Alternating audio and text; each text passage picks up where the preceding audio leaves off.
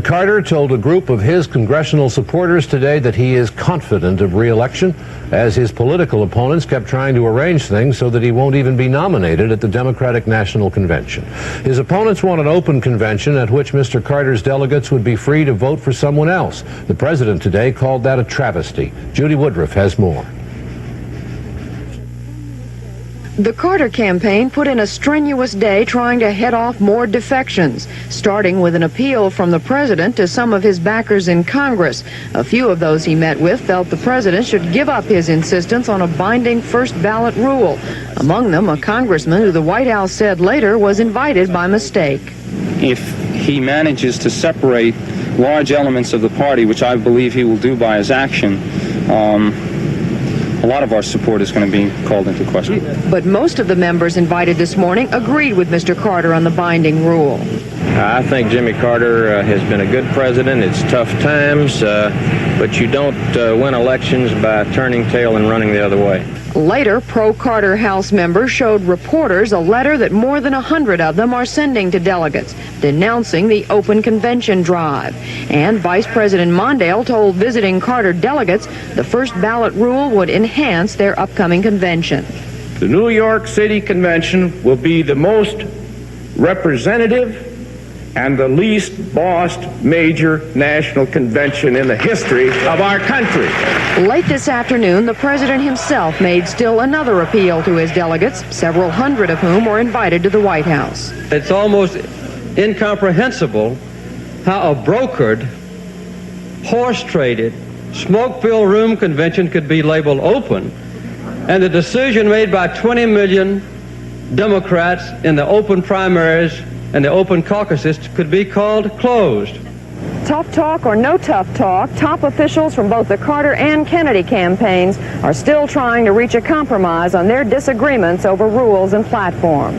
Judy Woodruff, NBC News, the White House. Senator Kennedy won't be at those compromise meetings. He was on Los Angeles today, still insisting that the convention be open, saying that the delegates are not robots. Bob Kerr was with the Kennedy campaign. At the Grand Central Market, narrow aisles and lots of cameras helped create the image Kennedy wants to project, that of a candidate making a comeback. But outside, nobody had to wait in line for Ted Kennedy souvenirs. Kennedy says he believes he is within striking distance of being able to beat President Carter in a rules fight to open the convention. He predicts he will have 350 Carter and uncommitted delegates ready to do just that by next Wednesday. And today, at the Machinists Union Hall, Kennedy kept up the pressure. 144 years of Democratic convention should not be reversed. 144 years of open conventions. We are not trying to change the rules. The administration is trying to alter and change the rules. And if you don't have the votes there, Mr. Carter, to win the nomination, what are you afraid of? What is Jimmy Carter afraid of in terms of an open convention? What are you afraid of in terms of an open convention? Kennedy charges that so far, his delegates have not been promised enough convention time to debate the rules and platform. Privately, he and his aides now threaten to delay and disrupt the convention if necessary. Bob Kerr, NBC News, with the Kennedy campaign in Los Angeles. Yesterday, independent candidate John Anderson said he might reassess his candidacy if Kennedy were to win the Democratic nomination, but today in Philadelphia, Anderson said he fully expects President Carter to be nominated. Good evening. Two events today increase the likelihood of an open convention for the Democrats. Billy Carter had more to say on the terms or the lack of terms for his Libyan loan, and Senate Majority Leader Robert Byrd said convention delegates should be free to vote their conscience. As Bob Jameson reports, both events have major political implications for the president. In an unusual appearance before television cameras, Senator Byrd claimed he is not opposing President Carter, only the proposed rule that would bind delegates to the primary results. I believe that delegates should be allowed to make their decision at the convention based on current circumstances. And I'm saying that in any case, the delegates ought not be bound by decisions that were made 2 months ago, 3 months ago, 4 months ago, or more, in conventions, in primaries, or whatever. If, based on current circumstances, the delegates, in their judgment, would want to support someone else. Byrd didn't say who he will support. He has not endorsed either the president or Senator Kennedy. As of now, Byrd said he believes the president will be nominated and that an open convention would make him a stronger candidate in the fall. Byrd gives the open convention movement a big boost at a time when the White House felt it almost had things under control. But the White House may well be wrong. While delegates aren't defecting in any numbers just yet, there are increasing signs of nervousness in the various state delegations.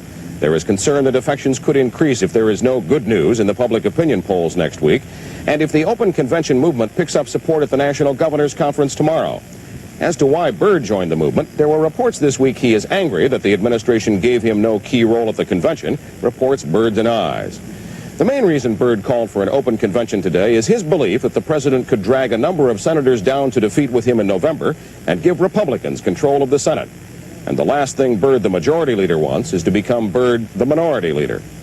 Bob Jameson, NBC News, Washington. 1,666 votes. That's what it takes to be nominated. That's also what it takes to defeat the rule that would guarantee Jimmy Carter a first ballot nomination and give the Kennedy campaign the open convention they see as their last chance at the nomination. As Bob Kerr reports, they think they've got them. Just after Kennedy, his mother, wife, and son Patrick attended Mass this morning, a top aide received word from Washington that the magic number had been reached. A telephone survey of Carter and uncommitted delegates completed by the Kennedy staff last night convinced the campaign that it has enough votes to keep the convention open. By its own count, the campaign still is 21 votes short, but it's confident of picking up at least that many this week. This afternoon, Kennedy was asked whether he has enough votes. That was my impression in traveling, that we have done a detailed survey, and that appears to be the results. If the convention goes beyond one ballot, what do you think would happen, and do you think you would get the nomination? Yes. I think obviously there'll be a run by the president on the first ballot. If he is not successful on the first ballot, I'm extremely confident that we'd gain it on the second. The Kennedy campaign is more optimistic and confident than it's been in months, and it's trying hard to win the nomination. But it's not sure it will, even if the convention rejects Jimmy Carter. And while one top aide now at least is willing to discuss the possibility of Kennedy accepting the vice presidential spot on a unity ticket, the senator insists he would not.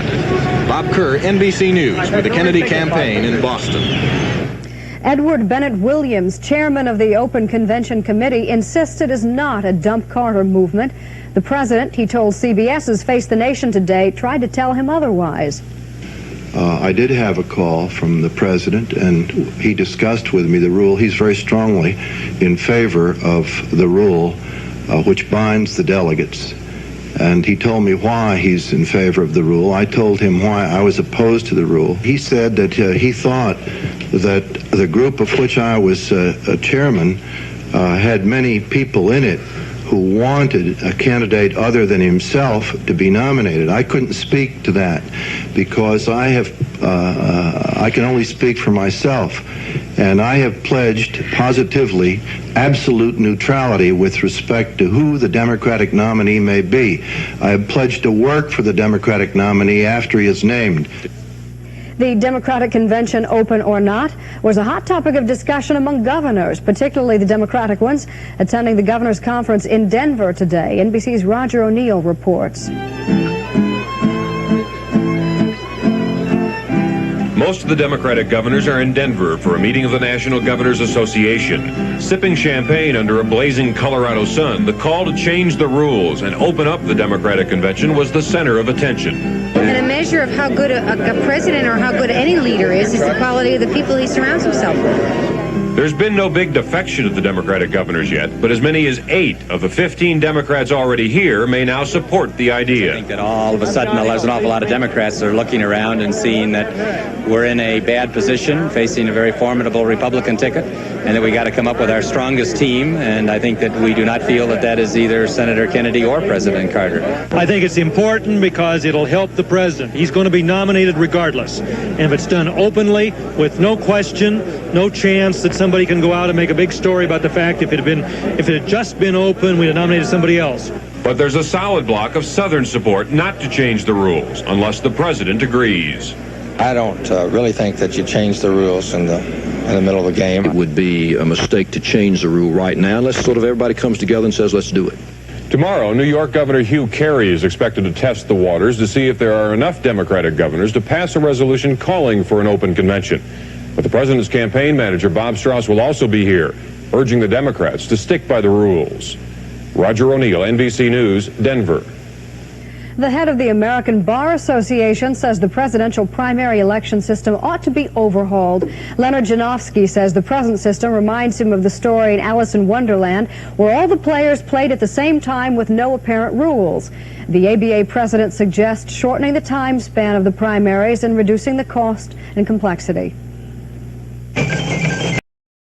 The rules of next week's Democratic National Convention continued to sputter along today. Senator Kennedy said his forces are strong enough to defeat President Carter's delegates. The president's campaign chairman called that baloney. The country's governors are meeting in Denver, and the Democrats among them are very carefully staying out of this dispute and, with equal care, not repeating their earlier endorsement of Mr. Carter. Roger O'Neill is in Denver. The Democratic governors decided this morning to stay out of the fight between President Carter and Senator Edward Kennedy over an open convention, even though it appeared the president could have won any vote here 4-1. Only 6 of the governors had joined the open convention bandwagon, and the president's campaign manager, Bob Strauss, was here to make sure it stayed that way. Is there anyone in this room that thinks that if Senator Kennedy had the delegate votes that the president had, that he would be tearing around the country now yelling, change the rules? Many of the governors admit they're worried about the president's chances in November, but they said as a group there was no need to get involved in the rules fight. What we decided to do instead was to work for unity. It is far more important for us to stand together for the unity of our party in opposition to Governor Reagan and his party in November. But perhaps more important, the governors sidestepped any endorsement of President Carter, his policies, or his administration. They said nothing, even though a year ago, when the president was also at a low point in public opinion polls, the governors endorsed him for re-election. We are not going to contribute to further laceration of this party. We're clearly on record, as a group and individually, our support for President Carter. Senator Kennedy neither gained nor lost anything here. But by not endorsing President Carter again, even though an attempt was made, the Democratic governors left unanswered just how strong their support for Mr. Carter really is. Roger O'Neill, NBC News, Denver. One of the battlegrounds in the Carter-Kennedy fight is the National Convention of the Urban League, one of the country's biggest civil rights organizations. All the candidates are using the convention being held in New York as a forum. Mr. Carter and Ronald Reagan later this week, John Anderson and Ted Kennedy today. Kennedy said in the interests of what he calls an open Democratic convention, he will agree to release his delegates. Bob Kerr has more. Kennedy says he is willing to sign a form releasing his convention delegates to vote as they choose, even if the convention is closed. Should the convention itself vote to close the convention, that I would expect that my delegates would vote their conscience and on any of the issues that would be coming before the convention. Kennedy told the Urban League conference he doesn't find any substance behind Ronald Reagan's slogans. And he charged that blacks have been hit especially hard by what he called the administration's planned recession. And so I'm resolved to go to the convention seeking a truly Democratic platform and a truly Democratic nominee. And yes, there are those who ask me if I'm weary or tired after all the months and all the miles and all the difficulties. Nobody told me that the road would be easy. Later, independent candidate John Anderson urged the Urban League not to mortgage its future with the major parties, but to take a chance on him. And at a news conference, he said his campaign will benefit if the Democrats nominate Jimmy Carter. I think that President Carter is the most eminently beatable Democratic candidate. Next week here in this city, Anderson and Kennedy will find out just how beatable Jimmy Carter is. Bob Kerr, NBC News, New York. York, and tonight's special segment, the A-bomb debate. Good evening. The pace of presidential politics picked up today. President Carter was jubilant over his performance on television last night. Senator Kennedy was talking about possible running mates. And the standard bearer of the Republicans made a raid deep in Democratic territory trying for black votes. In a speech in New York City to the Urban League, Ronald Reagan asked black voters to desert the Democratic Party and vote for him. There are studies which show that black votes elected Jimmy Carter 4 years ago. Reagan was after that vote today without much apparent success. Heidi Schulman reports. Ronald Reagan, who 2 days ago told a white audience in Mississippi he believes in states' rights, today told the National Urban League he's committed to enforcing civil rights for blacks. He blamed the Democrats for what he called the single most dangerous threat to black progress, economic recession. We must get the economy moving again. Instead of fighting over who gets the last piece of a shrinking economic pie, let's help America produce a bigger pie so that everyone will have a chance to be better off. We must assure that 4 years from now, public sector jobs can't be dangled like carrots, that welfare can't be used as a lever to pry loose urban votes, that black Americans have captured more of their own destiny. Reagan then went to the South Bronx to stand in the rubble where Jimmy Carter stood 3 years ago and promised a recovery program, which never materialized. Reagan tried to explain his own plan for using tax incentives to lure business back into depressed areas, but he was drowned out by a crowd of young people. Reagan went over to try to talk to them. What are you trying to do for us? I'm trying to tell you. What can you? What can you? If you tell me what you can, I am trying to tell you that I know now there is no program or promise that a president can make that the federal government can come in and wave a wand and do this. Push. Why don't you push? I can't do a damn thing for you if I don't get elected. No, but after what It was Reagan's first major attempt to get through to black voters who 4 years ago cast 90% of their ballots for Jimmy Carter. Heidi Schulman, NBC News, New York. President Carter's performance on television last night produced the first good feelings among the White House staff in days. Some aides were very happy, feeling that the president had taken a lot of the sting out of the Billy Carter matter. John Palmer is at the White House. White House officials said today they are pleased with both the public and congressional reaction to the president's report on the Billy Carter affair, convinced that the 99-page report and the president's one-hour news conference diffused the issue and limited political damage to the president. White House aides say the president's personal and emotional support of his brother drew a considerable amount of favorable comment. While he didn't condone his brother's action, the president was personally sympathetic. Billy is a colorful personality. We are personally close. I love him and he loves me. Billy is extremely independent. On occasion, he has said, I don't tell Jimmy how to run the country, and he doesn't tell me how to run my life.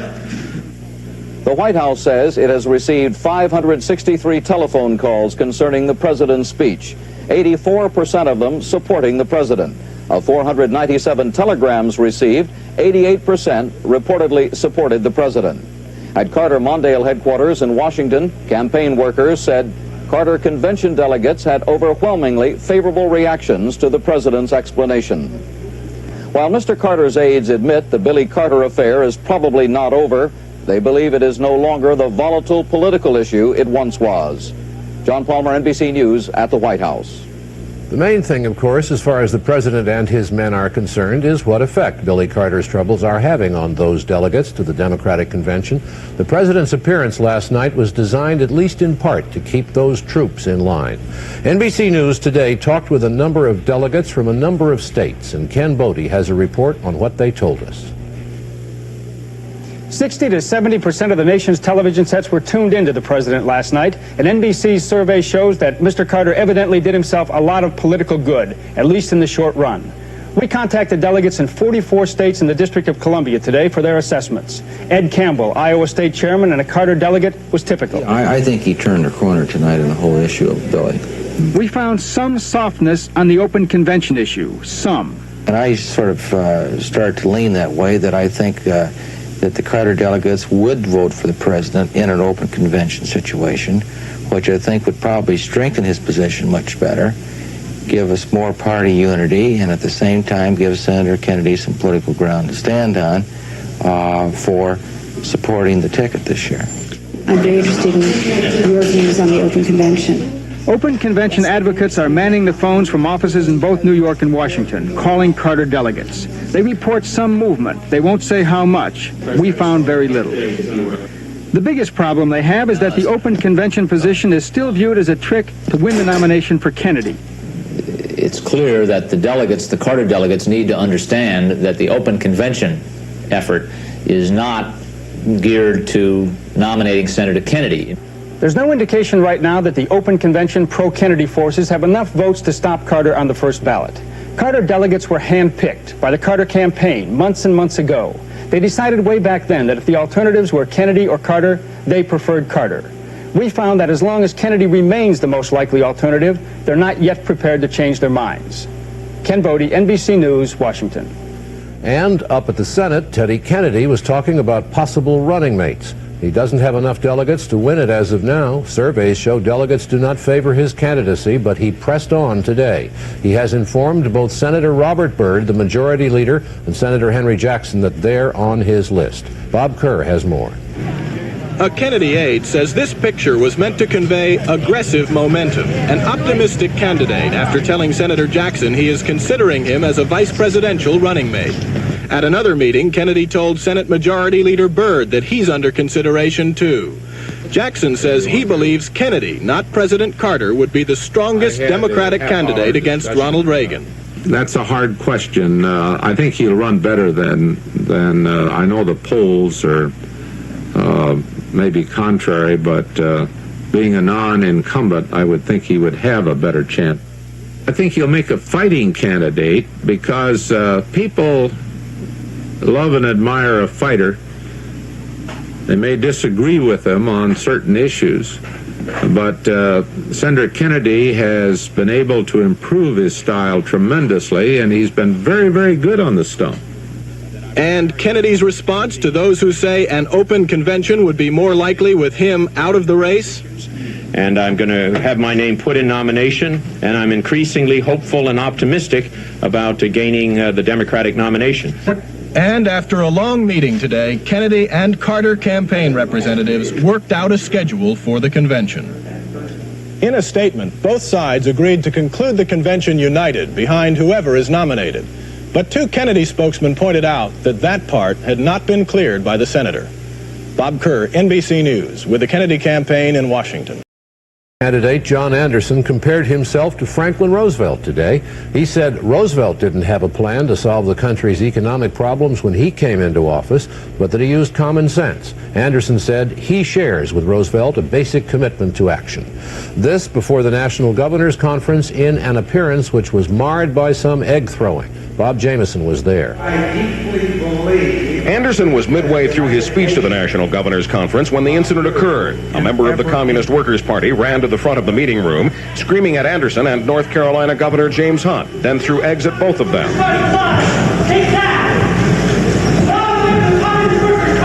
Both eggs missed their mark, and security agents quickly subdued the man, identified as 33-year-old Jose Calderon. Anderson, hustled from the room by the Secret Service, returned to a standing ovation and tried to make light of the incident. I think we all needed a break, and that seemed like a very good place to pause. Calderon was protesting the killings of 5 communist worker colleagues in North Carolina. Despite tight security, he got into the room on an official guest credential. An Anderson staff member had okayed the credential after Calderon said he represented a Mexican-American activist group. Embarrassed Secret Service officials admitted Calderon was on their list of troublemakers. From then on, they were checking credential holders much more carefully.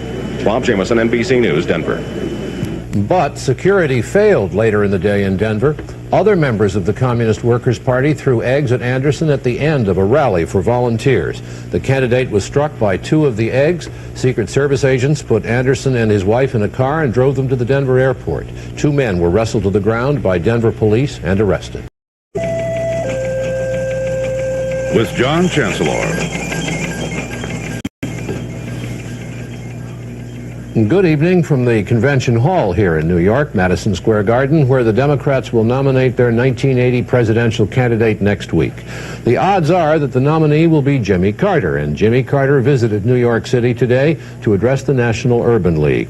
Yesterday, Ronald Reagan was there, promising American blacks jobs, jobs, jobs. Today, Mr. Carter promised them millions and millions and millions of jobs. He got a warm response, but also some heckling. John Palmer reports. Like candidates Anderson, Kennedy, and Reagan, who spoke to this same influential, predominantly black organization earlier this week, President Carter stressed the need for jobs, promising an economic renewal program, which he claimed would provide millions of jobs without fueling inflation. Mr. Carter had just begun to talk about his new program when he was interrupted by someone shouting communist slogans.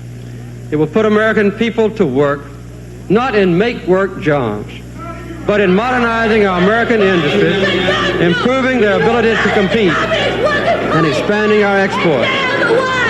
The Communist workers trying to condemn you! You're not in a fight! You're not the one! You have enough! Come here! Stop you! Leave us alone! Why do you leave us alone? And then when you... You know, we have a lot of people trying to escape out of communist countries and come to our nation.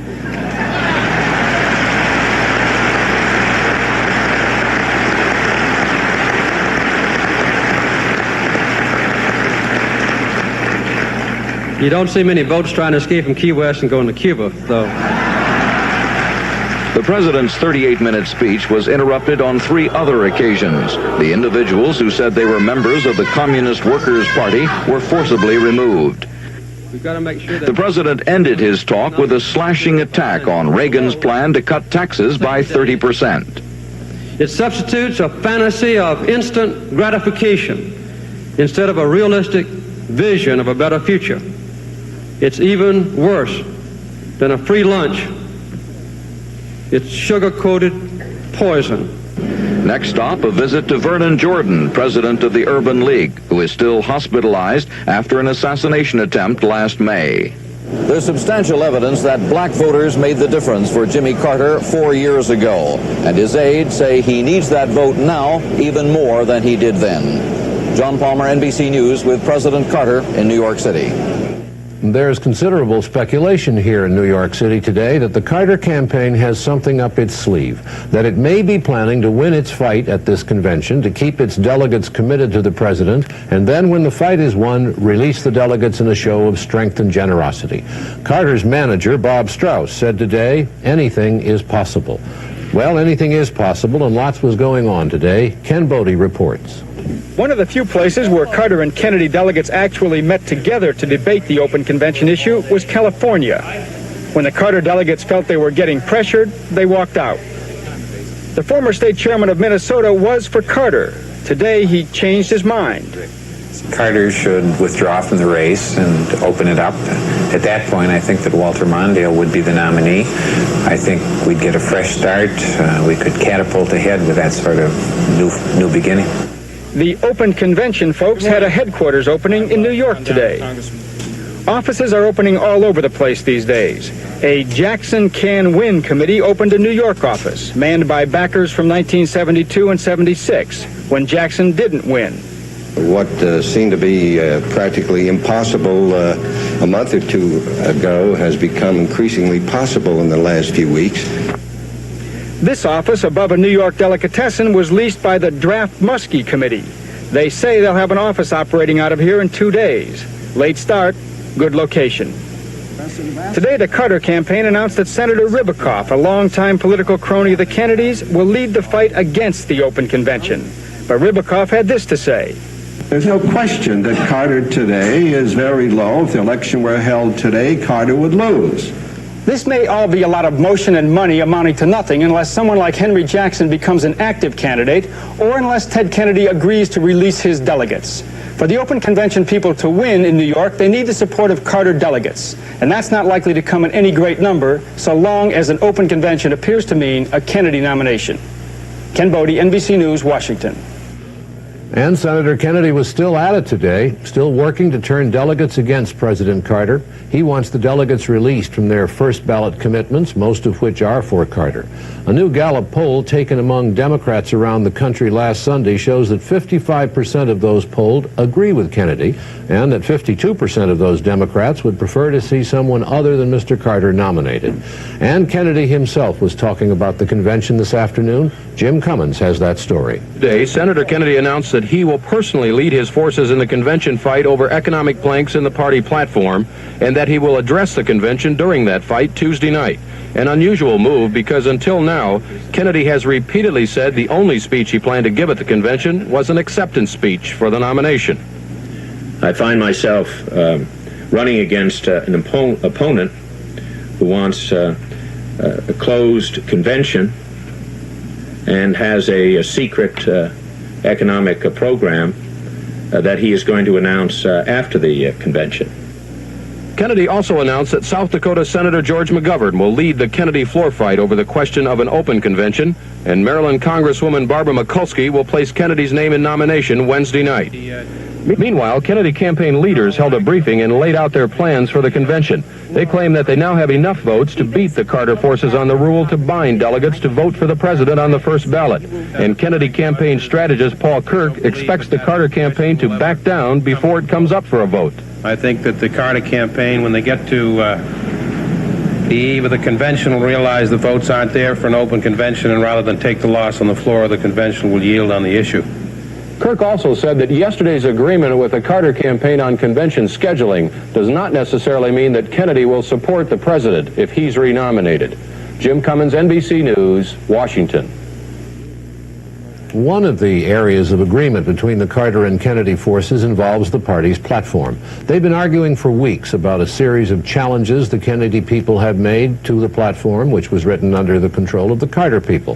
They have now agreed to limit the number of arguments which will take place here in this hall next Tuesday night, but there are a number of things on which the senator and the president differ profoundly. Garrick Utley has been following the story. When the Democratic Platform Committee met in June, it was a test of political muscle, and President Carter had the votes. On issue after issue, the Carter position was adopted as the party program, a platform which the Carter staff said reflected the real world, a platform which moved away from the traditional liberal programs of the party's New Deal Great Society era.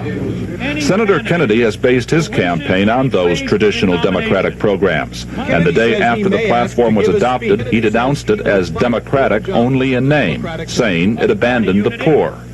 Their plight must not be papered over by a Democratic platform that ignores the most basic democratic ideals.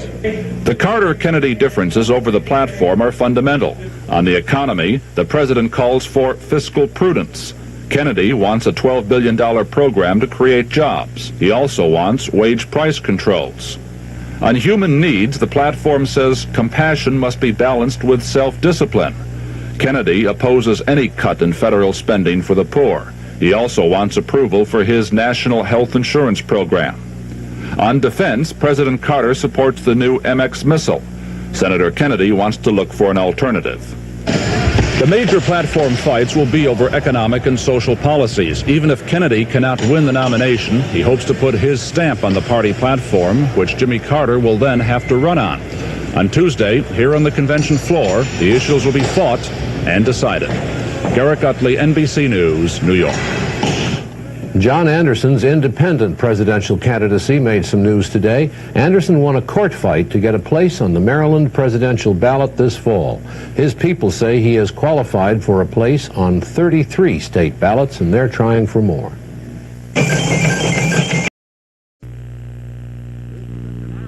From Madison Square Garden, this is NBC Nightly News with John Chancellor.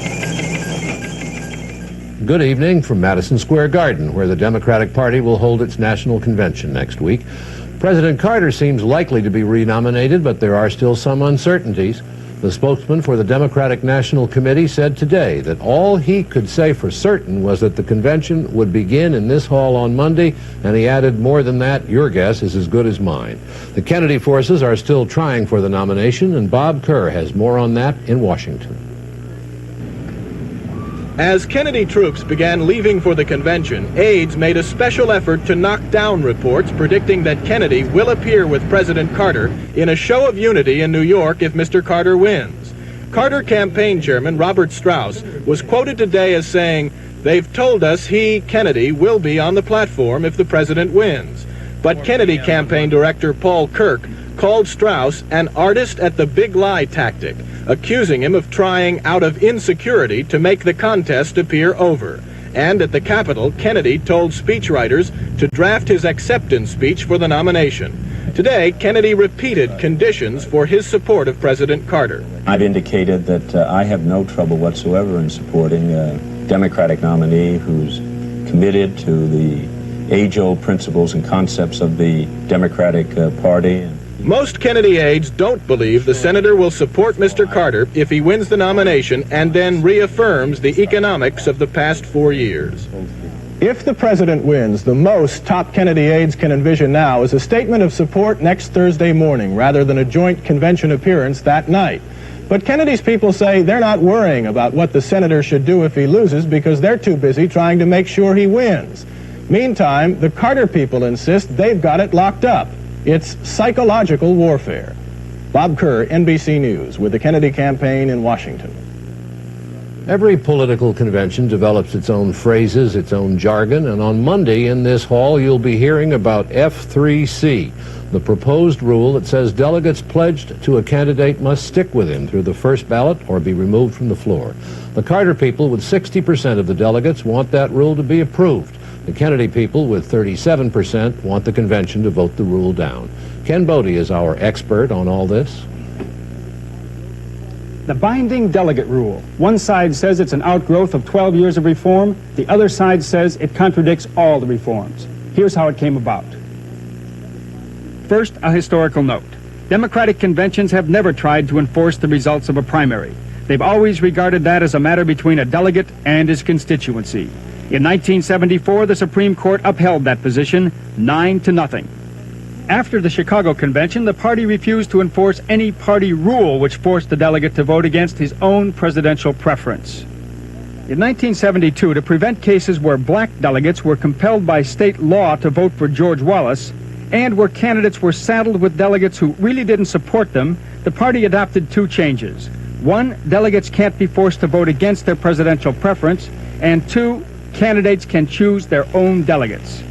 Jimmy Carter won under those rules in 1976, and those are the rules the Kennedy people want to keep.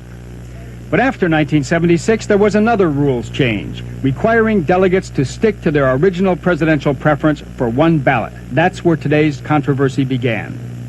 Nobody thought that they would change the 100-year convention rule that a delegate could, if the delegation were polled, do something other than what he was bound to do. That's always been possible. The Carter side says the rule has been enforced throughout the primaries, which is true, and can't be changed now, which may not be true. The Kennedy side says the proposed rule has never been enforced before and shouldn't be adopted now. That's what the open convention battle will be all about next Monday night. Each side accuses the other of trying to change the rules, and it's the critical vote of this convention. Ken Bodie, NBC News, Washington. Among those who think Jimmy Carter will get the nomination here next week is John Anderson, the independent candidate. He was in Pittsburgh today. He said Mr. Carter will get it and said, I will stay in the race. If the convention should deny the nomination to the president, the delegates could turn to Secretary of State Muskie. Muskie says he's loyal to the president, but he has not quite ruled himself out. Muskie was in Los Angeles today speaking to the United Steelworkers Union, and Marvin Kalb was there. First with Mayor Tom Bradley, then with others in a crowded day of what sure looked like campaigning, Muskie cautiously disavowed any presidential designs. At the Steelworkers Convention here, he made light of all the talk about efforts to draft him. I urge you not to get involved in prolonged applause, because there are those present who would misinterpret that as suggesting that I am here for some purpose other than serving as Secretary of State. Let me tell you today that I love my job. Then, with political fire, Muskie ripped into Ronald Reagan's call for military superiority over the Soviet Union. We have heard the call for a military buying bid. Let there be no mistake. That is a prescription for a dramatic and unrestrained new arms race. At a news conference, the obvious question, was he blocking efforts to draft him? Answer, not quite. I don't personally get involved in it, but my good friends have managed to discourage some. And through it all, Muskie, this most political of recent secretaries of state, refused either publicly or privately to endorse President Carter's rejection of an open convention in New York next week. The secretary thus putting himself neither in one camp nor the other, deliberately above the fray on this hotly contested issue. Marvin Kalb, NBC News, Los Angeles.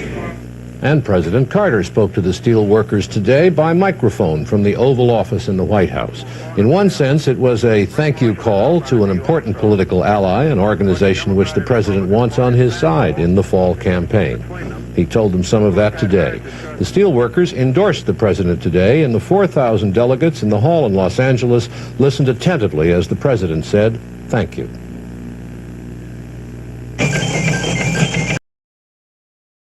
Chancellor, and commentary by David Brinkley.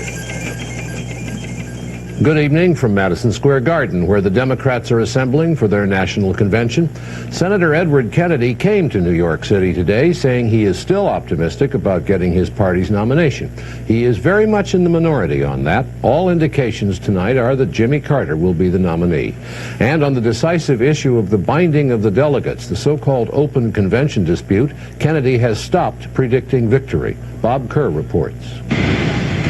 Arriving in New York, Kennedy was no longer saying he has enough votes to keep the convention open. An aide was saying we are 50 to 100 votes short. It continues to be hopeful and continues to be optimistic. We've done a detailed survey, and it shows very promising results. More promising, says Kennedy, is last Sunday's Gallup poll showing him only 4 percentage points behind President Carter among Democrats. Kennedy argues that if Democrats feel that way now, delegates ought not to be forced to reflect the results of primaries that happened months ago. Kennedy wanted his New York arrival to make a strong impression on delegates. He pushed his candidacy as hard as ever and showed no sign of warming up to President Carter. I say the 4 years we've had already are 4 years too many. We cannot afford to nominate a Democratic candidate who will be quoting Herbert Hoover in the fall.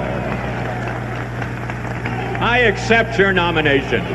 There was no talk about party unity from Senator Kennedy today. Bob Kerr, NBC News, with the Kennedy campaign in New York. Some Democrats here are saying that Kennedy's unwillingness to step aside in the face of extremely long odds has kept anyone else from challenging Jimmy Carter. In that sense, they say Kennedy's stubbornness is helping Carter. Today, the president looked like a man who doesn't need much help. No, I'm not locked up. It's up to the delegates, but I feel confident. What about your acceptance speech, Jerry? Is that finished? No, I'm going to work on it this weekend. The president made these remarks as he left the White House for his Camp David retreat this afternoon. He will watch Monday's convention session on television. The president will also be cheered at the results of an Associated Press poll of the Democratic delegates taken over the last week. The AP talked to 85% of the delegates, and the overwhelming majority of the Carter delegates say they're with their man all the way. And 60% of the delegates in this hall will be Carter supporters. But there's another study out today based on professional polling, which is not good news for the president. The Democrats' research organization in the Congress says things will be very tough this fall in congressional districts. Ken Bodie has that story. 60 polls in 60 different congressional districts nationwide. The results? Ronald Reagan is ahead in 48 districts, John Anderson in 8. President Carter leads only in 4. There are no strong regional differences. Reagan leads everywhere, in every region by large margins. In the Northeast, President Carter runs third. In the Northeast, according to these polls, why it's a contest between Ronald Reagan and John Anderson. Jimmy Carter is running third. Conlon analyzed the political consequences of these polls. To the extent the top of the ticket is doing badly, it hurts all the candidates down the line. The report also shows the opinions of 100 Democratic congressmen if the election were held today. Some want to dump Carter next week, some don't. Here are the results. Only 1 in 4 sees President Carter winning his district today. These are the districts in which Democrats face their hardest fights. One is Congressman William Ratchford's district, Connecticut's 5th. Ratchford's poll now shows Carter behind 2-1. What it does to a candidate who isn't running at the top of the ticket, it means you've got to get out there and do that much more work. I'm not going to New York next week, for example. I'm spending the week here in the district talking to people. What the professional pollsters are telling Democrats up for re-election this year is that if they're going to win, they're going to have to do it on their own. That President Carter is going to be a definite drag at the top of the ticket, and the best way for them to campaign is to put some distance between themselves and Carter. Ken Bodie, NBC News. Wondering if they have handed the election to the Republicans gift-wrapped. John? By this time next week, the long process of nominating presidential candidates will be over for 1980. It's been quite a year, 55 caucuses and primaries. Ronald Reagan got his nomination without a lot of trouble, but it wasn't an easy year for either Jimmy Carter or Teddy Kennedy. Tom Pettit looks back at their campaigns. The late Hubert Humphrey used to talk about his Uncle Fred, who knew more about politics than any politician. If Uncle Fred had been running for president this year, he might have got the Democratic nomination. Kennedy and Carter would be no match for Uncle Fred. Good morning. Nice to see you. Kennedy campaigned in 35 states. 35. Carter campaigned in Ohio. That's all. Kennedy was gutsy, stubborn, unyielding, and 743 delegates short of Carter. He would not surrender. Jimmy Carter has overcome international crises, economic crises at home, and Kennedy's intransigent refusal to quit. After almost refusing to start, his campaign had no direction, no purpose. The farmers, to a great extent, are being victimized. The Shah had the reins of power and ran one of the most violent regimes in the history of mankind. The Iranian crisis was turning America to the right and Carter into isolation. This became an absolute, total obsession of mine, to get those hostages released. Carter played out the Rose Garden theme. The economy went sour, but the primaries began in New Hampshire with Kennedy himself the issue. Carter stayed in Washington. What he said throughout the last few weeks is very damaging to our country. Kennedy lost New Hampshire, won Massachusetts, lost Illinois big in a campaign where Chappaquiddick was a damaging issue, exploited by Carter campaign commercials. What I do in the White House is to maintain a good family life, which I consider to be crucial to being a good president. I love New York. Kennedy won New York, Pennsylvania, New Jersey, California, and he had found his stride, his style, and his issue. But the ball game was over, or was it really? The number one issue before this country is the state of our economy. We are facing up to these economic problems. But Kennedy went on with humor. You shouldn't shout, Billy. Carter was the least popular president of modern times, according to pollsters. Kennedy was the least respected of the three Kennedy brothers.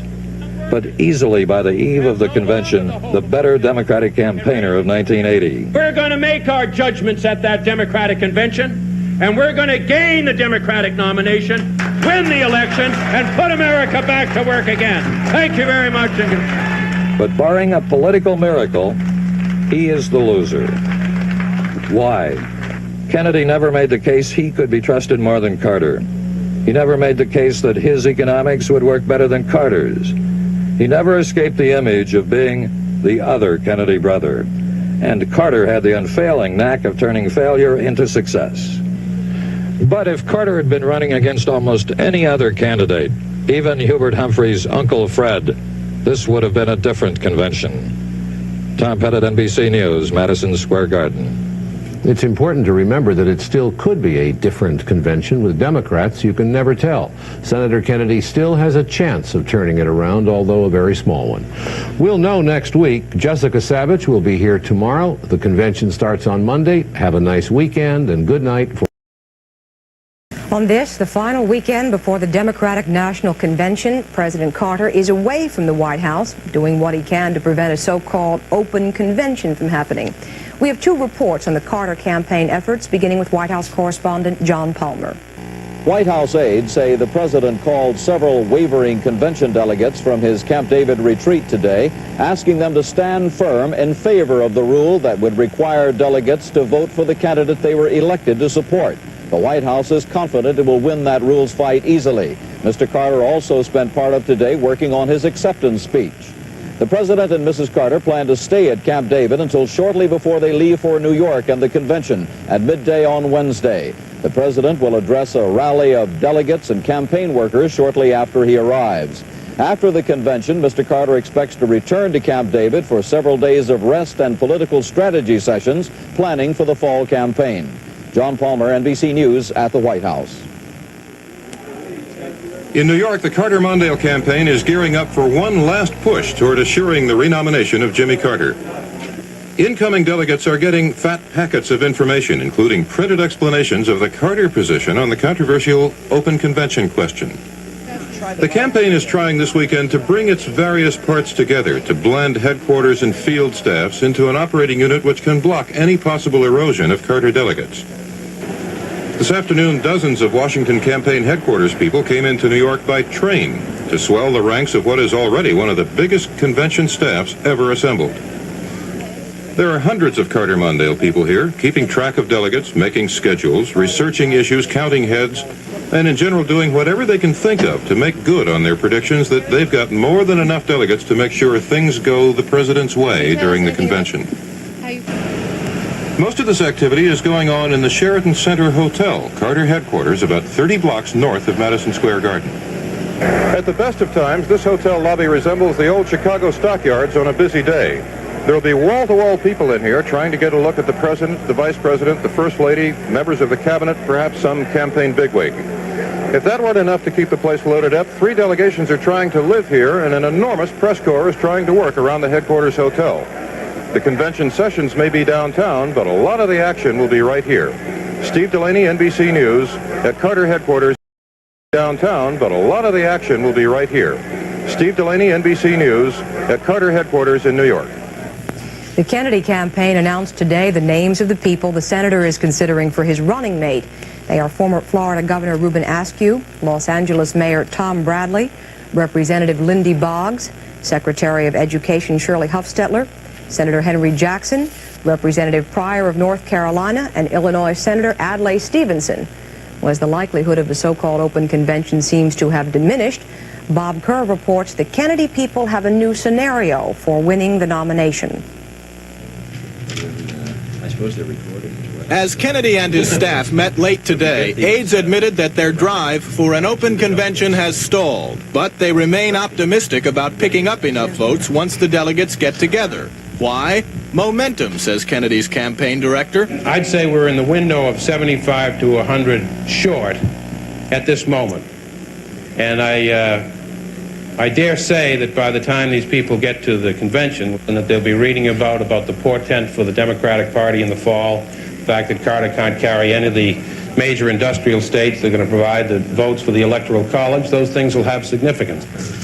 Either Kennedy or his staff will try personal persuasion with as many delegates as possible.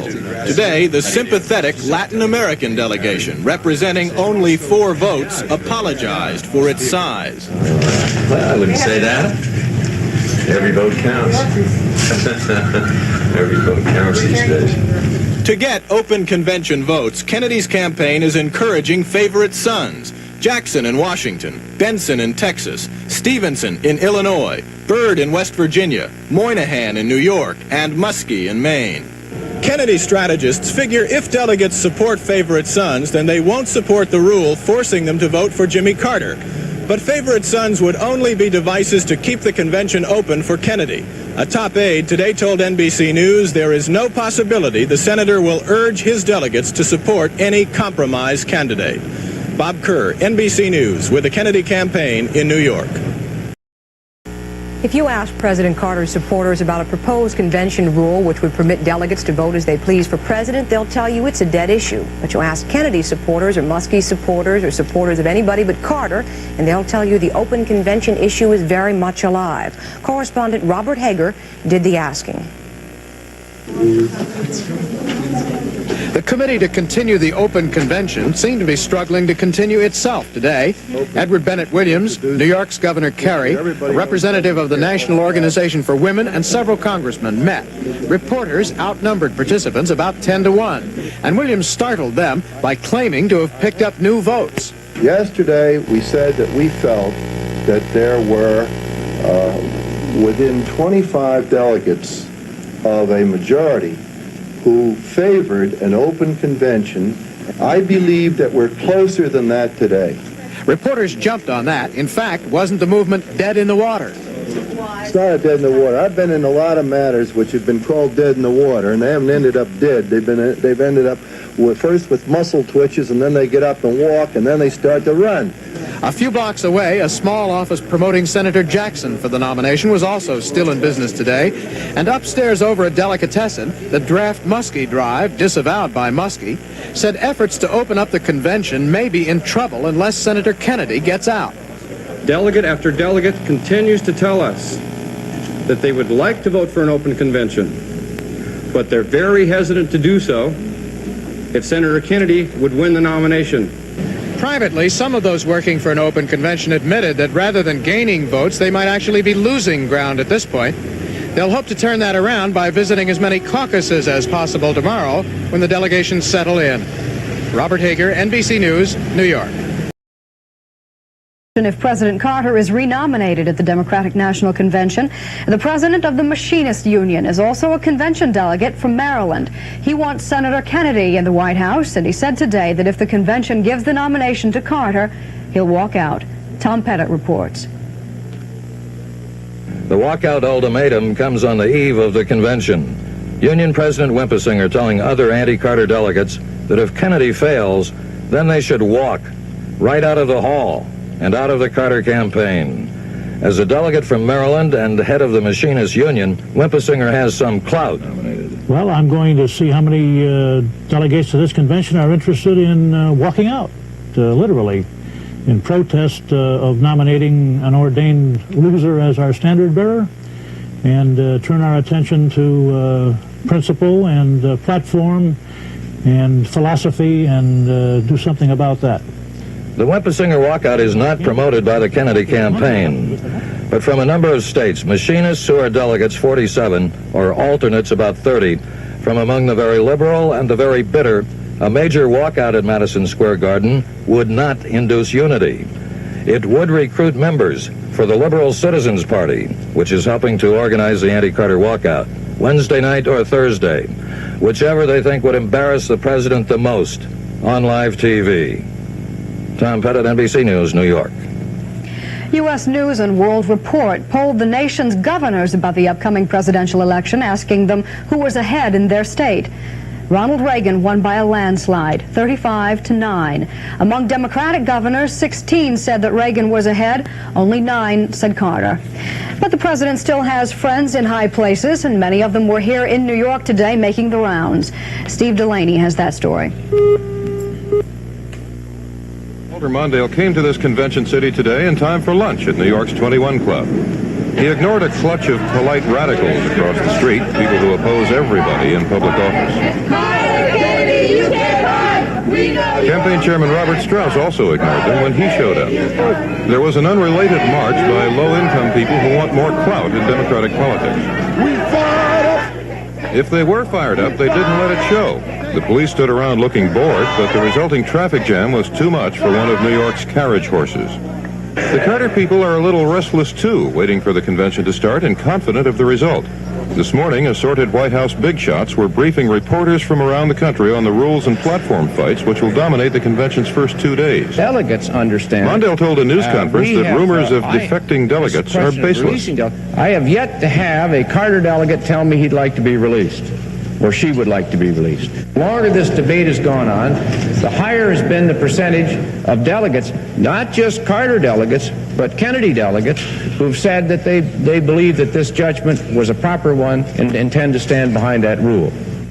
Campaign Chairman Strauss was so confident of the outcome that on Meet the Press today, he made peace overtures to Senator Kennedy. The Democratic Party needs everybody, and it particularly needs a strong campaigner like Ted Kennedy, who's waged a valiant campaign for the nomination, and I think he's lost it. We want his support, and we're going to reach out for it.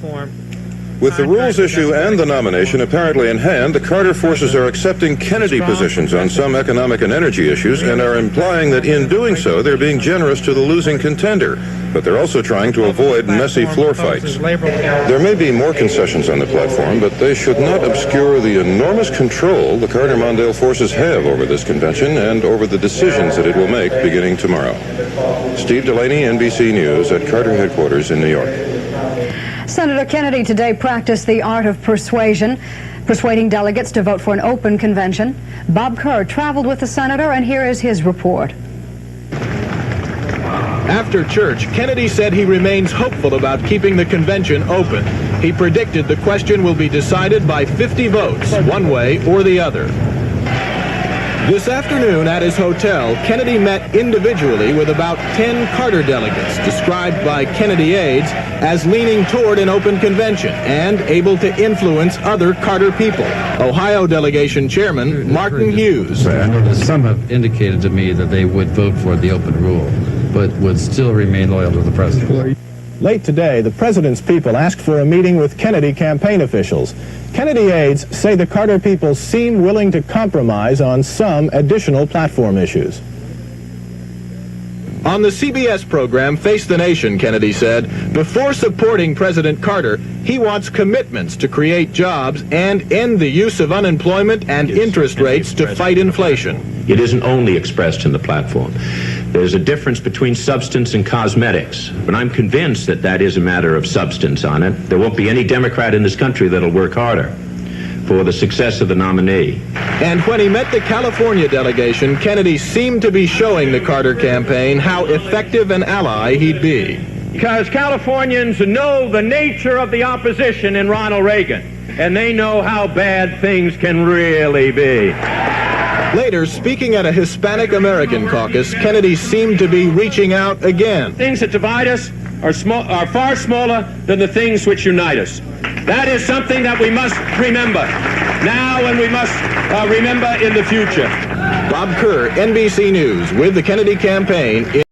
Camp has its troops in line for tomorrow's loyalty test, the rules vote.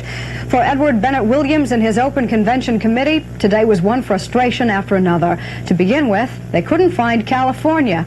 Robert Hager reports.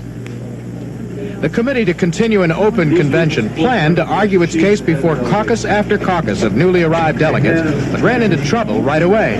First, the committee mixed up the time of California's big caucus and found it was too late to send Edward Bennett Williams by. Then they planned to send Williams to the Illinois delegation, but the delegates said no, not until tomorrow. And where spokesmen expected to find a West Virginia caucus, they found instead a nearly empty hospitality suite for the Carter-Mondale campaign.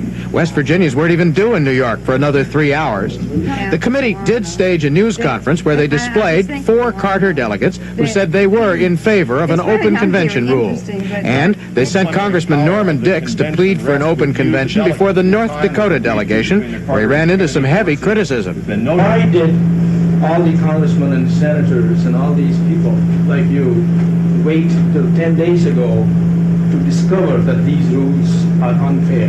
I admit that we were derelict in not coming to this, coming earlier into this process. I can understand, and I'm not necessarily opposed to an open convention, but again, I must oppose the idea of changing the rules in the middle of the game. Speakers for the Open Convention Committee hope to make a number of additional caucus appearances tonight and tomorrow morning, but late today they complained they were being shut out of a lot of caucuses and blamed workers from the Carter-Mondale campaign for that. Robert Hager, NBC News, New York. Open discussion of how open or closed the convention will be comes tomorrow night. Sandy Gilmore describes how it will happen. When the convention hall fills tomorrow, Kennedy operatives are expected to withdraw several challenges to the rules in exchange for the 6:30 p.m. debate on the open convention issue. It will last an hour, followed by a roll call vote. Speaking for President Carter, Connecticut Senator Abraham Ribicoff, Atlanta Mayor Maynard Jackson, San Francisco Mayor Dianne Feinstein, Connecticut Governor Ella Grasso, Gary, Indiana Mayor Richard Hatcher, and South Carolina Party Chairman Don Fowler. Speaking for Kennedy, South Dakota Senator George McGovern, and reportedly Washington, D.C. lawyer Edward Bennett Williams, Washington Senator Henry Jackson, and New York Governor Hugh Carey. At a briefing today, Rules Committee Staff Director Robert Torricelli, a Carter Mondale man, said Kennedy's open convention fight didn't stand a chance. I would predict that after Senator Kennedy's candidacy fails, you will never again hear of unbinding delegates.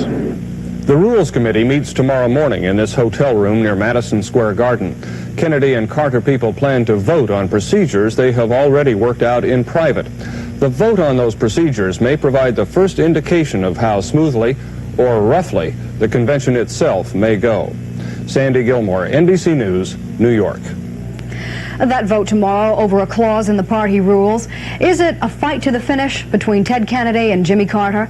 Paul Tully, a longtime Kennedy man, gave NBC's Ken Bodie an indication of how deep the bad feelings are running. Tully leaves no doubt about how important the battle on the binding delegate rule will be. Every chip, pulling in every piece of suasion, every debt, whatever, like the F3C vote, which will be, nothing will be held back around that vote on either side. He's a floor leader for Kennedy in charge of several states. The Carter delegates that I'm working with in Pennsylvania and other places are not great believers in Jimmy Carter, and I think might very well have the president running third in the state, and they're looking for exit doors. What we can accomplish at the convention to try and put this party, or make it a unified party, make it one in Pennsylvania, the Democratic Party. Tully was also on the floor at the Rules Committee. There he watched the lines between the two campaigns harden.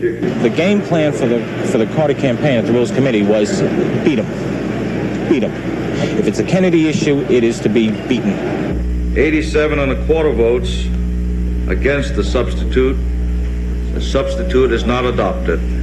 Tully thinks there'll be a price to pay for all this in bitterness after the convention. The dominant element in the campaign that will has been very hard on us, very, very vicious. There are a number of Georgians that have been with the president a long time and know political infighting real well. They make a serious mistake because they have this, it seems to us, this kind of urge that we not only want to beat Kennedy, we want to bury him and we want to dance on that grave. You're widely respected amongst the Carter people. If they offered you a position for the fall campaign, could you work for Jimmy Carter? No. Ken Bodie, NBC News, New York. The League of Women Voters, sponsors of this year's presidential debate, says it will invite any candidate to debate who has more than 15% popularity in the opinion polls. Well, John Anderson is the only independent candidate with a chance of meeting the League's criteria, but Anderson is currently running only about 13 to 14% in two recent polls. The Democrats appointed their first woman party secretary, and she called that convention to order. And everyone since. In 35 years, Dorothy Vredenberg Bush has seen it all. I think the one with the most overall excitement might have been the 68, because we had the physical problems that Mayor Daley was having, during that time, and the riots and things of that kind that really disrupted right during the convention, the sessions. And my husband and I were housed across the street from Headquarters Hotel. And it was really frightening to walk across the street because you just weren't certain what would happen. And, of course, every convention has been, as I said, different and exciting. Oh, I'll tell you one that happened. I really shouldn't say which one, but the chairman was on the podium, and we thought everybody was ready to go, and he disappeared. He stayed gone, and everybody said, well, where's the chairman? Where's the chairman? What's going on? Well, in about 15 minutes he returned and told us there had been a bomb scare. Well, he left the podium, but he left all of us there. So I can't reveal which one that was.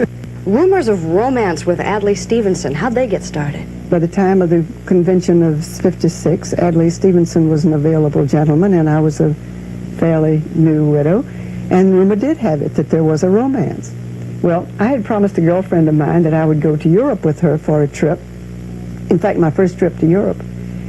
And so about 3 days before we were to sail, I had a phone call from the press saying, "Gee, what's the story? You're really engaged to Adlai?" And I said, "Oh no, no, there's nothing to it." Well, they persisted, and even to the point I finally said, "Why don't you call him?" And he was very nice. He said, well, that he thought I was a nice, attractive young lady, but there was really no truth to the story. But anyway, believe it or not, when I went on board the ship, there was the press saying, "Come on, what about it?" And do you know that that story preceded me to Europe? Man, it was nice because I met so many people. I was met by the press in each of the cities and had a little interview and nice coverage because I was potentially the next First Lady, let's face it. And there was never anything to it? No, never. In your life, have you ever knowingly voted for a Republican? Heavens, no. Never. Not even an independent. Have you ever voted for a Democrat you had reservations about? I can't give names, but I'm a real party person. Down the line. And from Madison Square Garden, that's our report tonight. NBC's live coverage of the Democratic Convention begins tomorrow at 4 o'clock Eastern Time. I'm Jane Pauley, back in the morning on Today. Until then, good night. And commentary by David Brinkley. Good evening. The Democratic National Convention has been underway for more than 2 hours, and the most important battle of this convention began just a few moments ago. The fight over the proposed rule that would bind all delegates to vote for the presidential candidate to whom they're pledged. If, as expected, the Carter people get approval of that rule, the president is generally believed to be assured of renomination. Mr. Carter's campaign manager, Robert Strauss, is with Tom Brokaw. Tom? That round of applause that we're hearing in the background, John, is for Edward Bennett Williams, who is speaking against the Strauss position here on this convention floor, and yet they're old friends. Do you think you're going to be all right tonight, Mr. Strauss? Be very good. I will remind you, you know convention noise about as well as I do, Tom. Some of that was applause of approval, and some was not so much approval. But the fact is that you think that you're going to win on this proposed binding delegate. I don't think I know, Tom. That's my business to know, to be able to count. What happens next now to Senator Kennedy in terms of what you're doing? Are you going to go after him, make a personal appeal, or send somebody to try to get him back into the Carter campaign? First, let me say this about that rule itself. It's taken us a bit of time for people to understand, delegates and people all across America to understand. These delegates aren't really bound. As a matter of fact, they're choosing right now under what rule they would like to be governed by. They pick their own rules. We didn't pick them, and most of them will vote to follow the rules of the party. That's why we're going to win it. And they'll vote on this, they'll vote on the platform issues, many other issues before they cast that one bound vote to reflect the wishes of the people who sent them there. And what we'll do from here on is go about our convention business. I hope we'll be able to spend a lot of time telling the people of America the difference between the Democratic Party and the Republican Party. That's what we ought to be doing here. And you'll have Kennedy by Thursday. I hope so. We want him. Yes, we want him. Bob Strauss, chairman of the Carter Mondale re-election campaign. Here's John Chancellor. And as Tom Brokaw said, Edward Bennett Williams is now at the podium addressing the convention. Williams is a Washington lawyer who is chairman of the Committee for an Open Convention, and he's speaking against the proposed rule that would bind all the delegates on the first ballot. Let's hear some of what he has to say. Tonight, in the name of reason and liberty, stay free.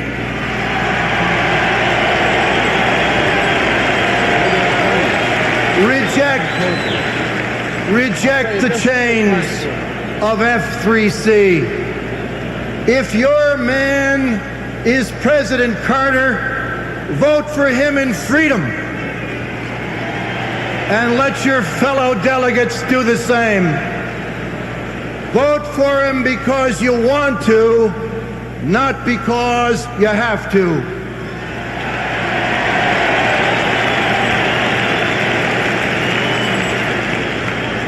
Trust me are the words so often ascribed to President Carter. I say to you, Mr. President, trust us. Trust this convention. Trust the delegates. Trust the delegates who have pledged that they will vote for you. Be strong, be confident, and let your delegates be free. Let them vote for you in freedom and not in compulsion.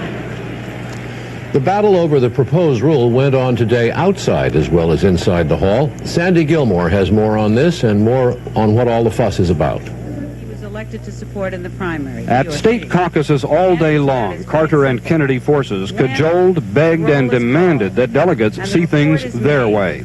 At the Illinois caucus, there were reports that up to 20 Carter delegates would defect and vote for an open convention. But open convention supporter New York Governor Hugh Carey was booed at the Michigan caucus.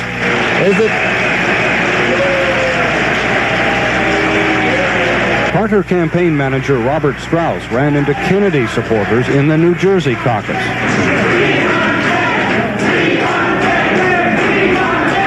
Each convention adopts its own rules based on recommendations from the Rules Committee.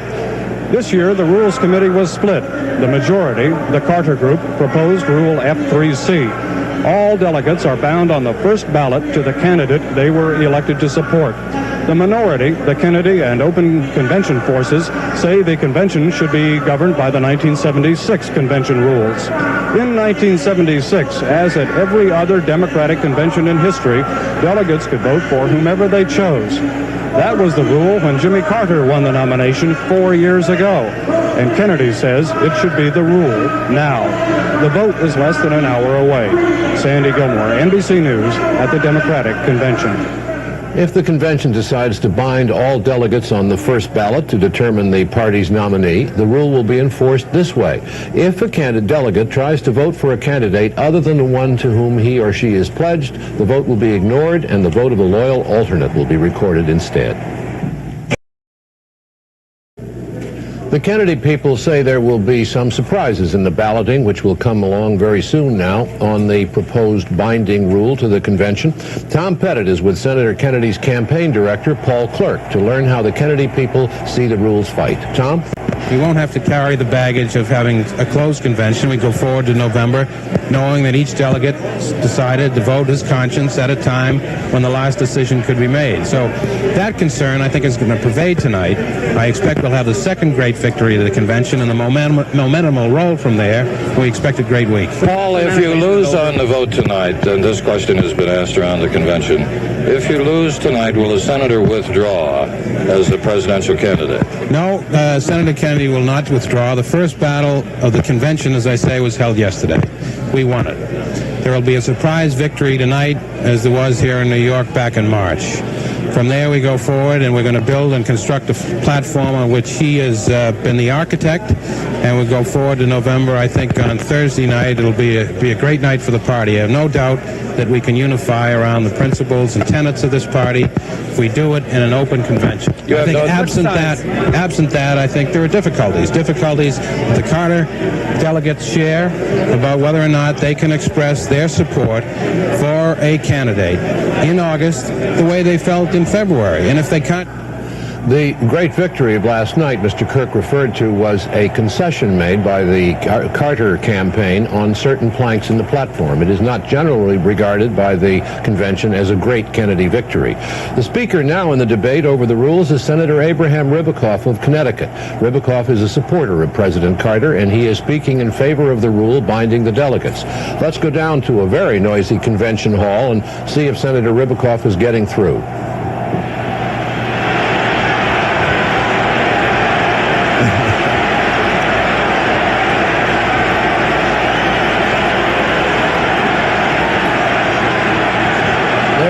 Senator Ribicoff, there's a Kennedy demonstration going on.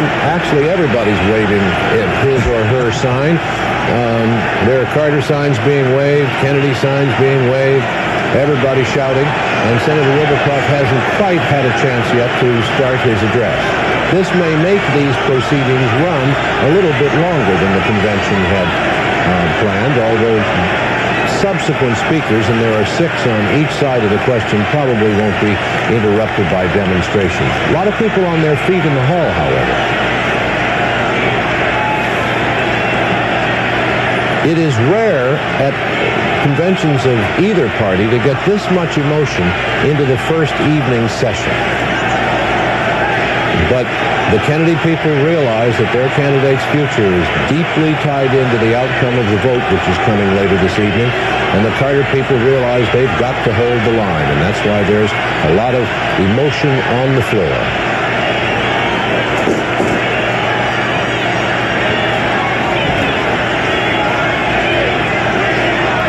Senator Ribicoff is an old friend of the Kennedys. He first met Jack Kennedy, later to become president in 1948, but he has deserted the Kennedys on this particular question. Well, we'll try to get back if we can. The battle over this rule is being directed from the rival Carter and Kennedy command posts, 2 trailers just off the convention floor. We have 2 reports, one from each command post. They are still putting up a brave front here at the Kennedy command post. They are still saying that they can win this rules fight, that they are within 110 votes of the 1,666 votes they need to win. Inside here, just directly behind me, Carl Wagner and Paul Kirk, the 2 chief Kennedy operatives, are giving out the signals as this fight gets underway. Now, those signals are taken by a bank of telephone operators who are connected to Kennedy people on the floor. They get the signals how to vote, whether or not to call for a caucus, or whether or not to try to postpone things as this vote will go on, and that will be filtered down to the state delegations. So they're still very much in it. The delegations get their rules, get their instructions, and they follow them down the line. Again, they still say they can win. When you ask them, where are the votes coming from, they say, well, Illinois, perhaps some, Minnesota, some, Alabama, some, but they're still very vague about where the votes are coming from. So what we can expect to see in the very next few minutes are a series of Kennedy maneuvers to perhaps delay the vote, to change the vote. They're going to do anything they can to hold this thing off and postpone what probably is the inevitable as long as possible. Douglas Kiker, NBC News, at the Kennedy Command Post at the National Democratic Convention. The Carter campaign strategy is to pile up as big a margin of victory on the binding rule vote as it possibly can. They're putting the finishing touches on their strategy by staying in almost constant telephone contact with their floor leaders, just to make sure there are no last-minute slip-ups. Those contacts are made through the Carter Command Post, located in these trailers just off the convention floor. When the convention wraps up on Thursday, Carter officials want and need a show of Democratic unity, with Senator Kennedy's help. But tonight, they want to beat Kennedy and all the other anti-Carter forces, and they want to beat them in a big way. They resent the attempt over the past few weeks to try to chip away at the president's support among his delegates. They had been worried about it, and they want to impress everyone who's watching tonight with just how effectively they've been able to hold on to their delegates and how overwhelming Mr. Carter's following here is. Campaign manager Tim Kraft admitted today that they might be accused of an excess of caution, but he said, "We want to make the point as soon as this convention gets underway that we've got a consensus behind us." Judy Woodruff, NBC News at the Carter Command Post. Senator Ribicoff now is managing to get a few words to this highly vocal and partisan crowd of delegates here in support of the rule binding the delegates. Let's go down and see what he's saying. Only 111 delegates were elected as uncommitted. That means that all but 111 delegates are bound to one candidate or another. They are obliged to vote that way. To vote otherwise on the first ballot would be to betray a trust.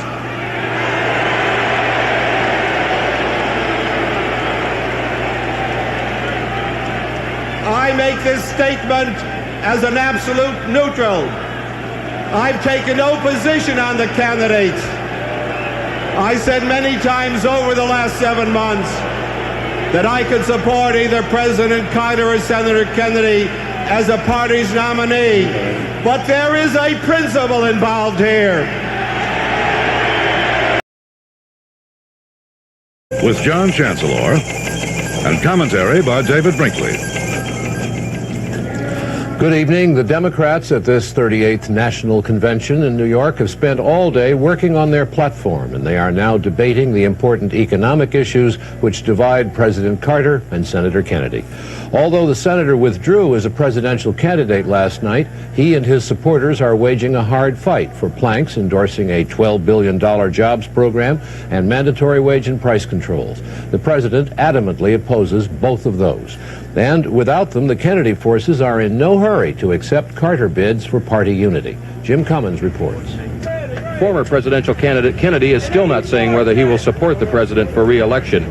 Kennedy's top political strategist Paul Kirk met with the senator this morning and says Kennedy told him he wants, quote, real assurances that the president will change his economic policy. The senator has said himself that merely paragraphs in a platform, unless the nominee is committed to them and shows that commitment by enacting or adopting policies that parallel them, that it can not be as meaningful as it might be. The senator would have to get some real assurances from the president himself.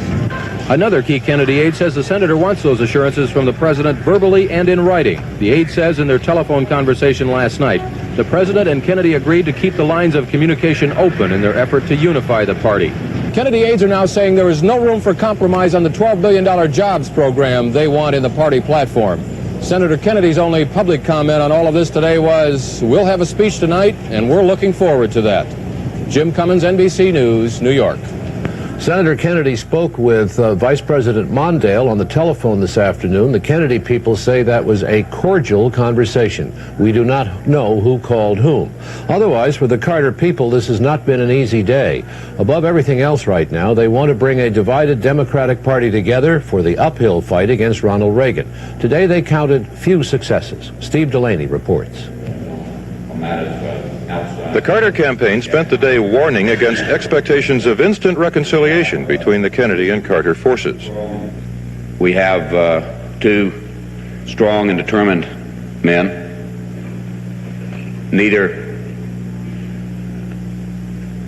should be expected to abandon their principles. All of that seemed to imply a standoff in the peacemaking efforts which were being touted last night and this morning. Carter tactician Hamilton Jordan and Kennedy staff chief Paul Kirk talked on the phone and decided they had nothing further to negotiate. There were some breakaways by delegates who don't think they can back the president, but the Carter staff was encouraged by the attitude of pro-Kennedy professionals.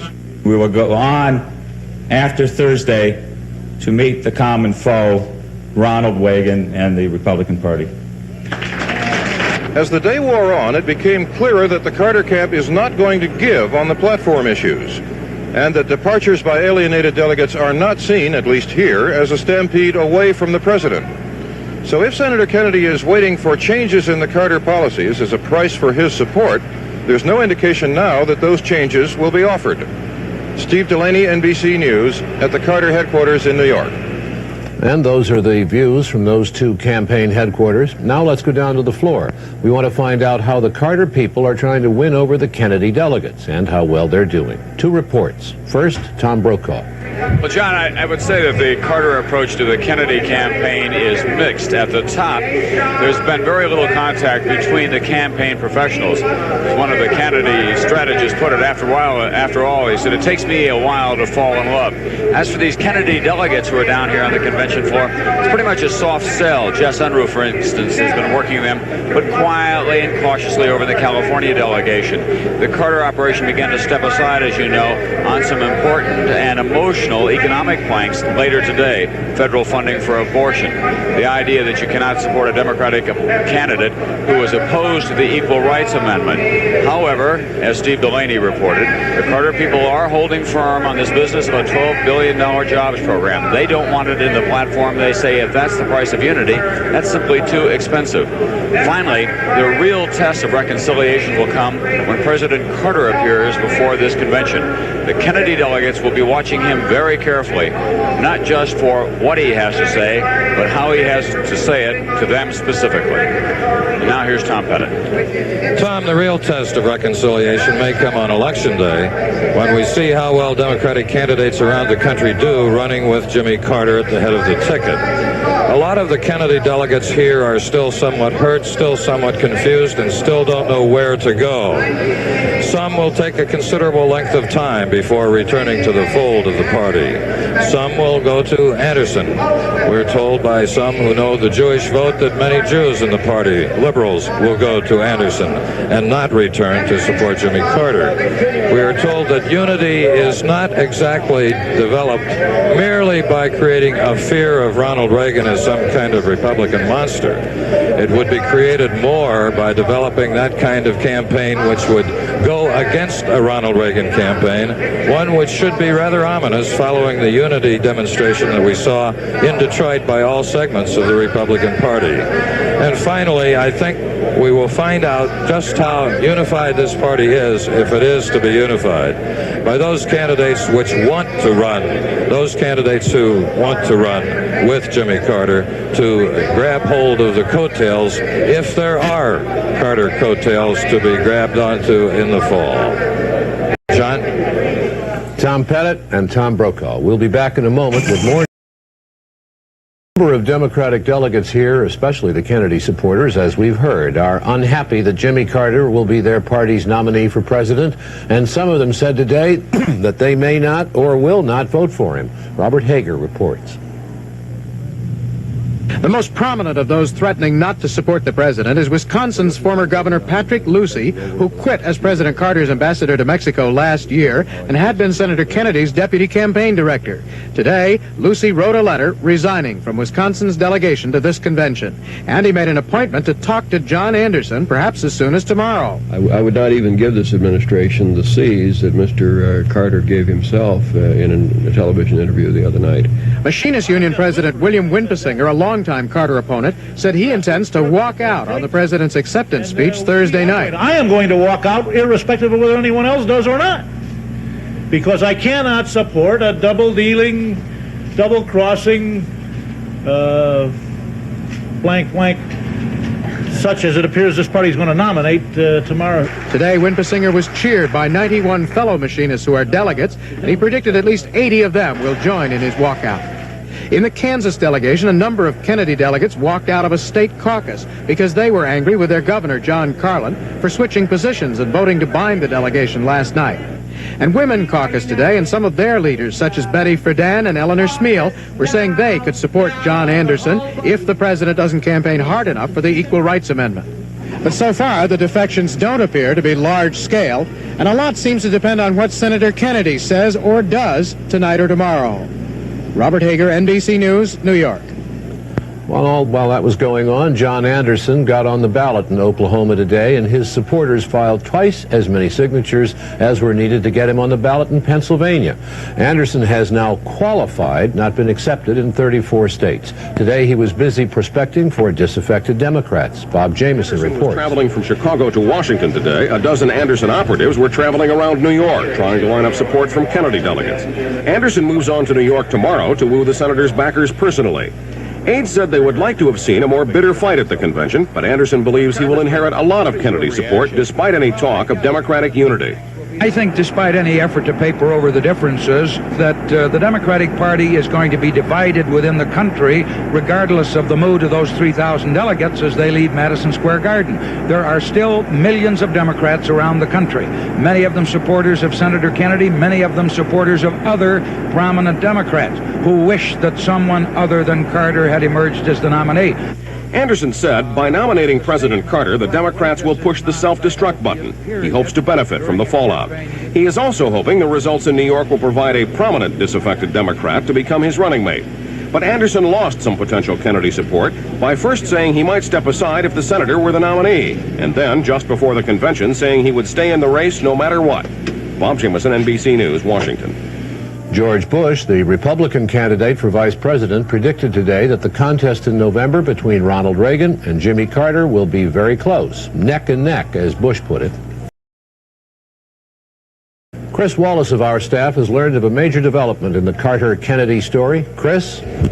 John, we've just learned that Ted Kennedy will announce tonight that he will support Jimmy Carter for president. Top Kennedy aides tell us that in his speech to the convention tonight, Kennedy will say that he and Carter will, quote, march together, ending all doubts that he might not support the Democratic nominee. Aides tell us that no decision has been made yet as to whether Kennedy will come to the podium on Thursday night in a show of unity with Carter, or whether he will campaign with Carter during the fall. But they say he will make clear his support in a speech they consider one of the best of Kennedy's career. Back to you. Well, finally this evening, what made Teddy run? Why did this loyal Democrat and powerful senator choose to do the unthinkable, to challenge the president he was serving and whom he had repeatedly said he would support? Bob Kerr has been looking into the phenomenon. Here is his report.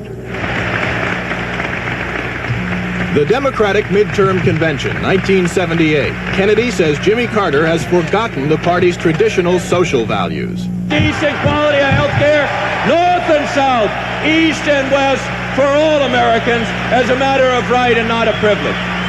This was widely viewed as the beginning of Kennedy's campaign, a challenge he insists would not have happened had President Carter kept faith with his 1976 platform. The president seemed to be appealing to more conservative voters in order to meet an impending challenge from Ronald Reagan.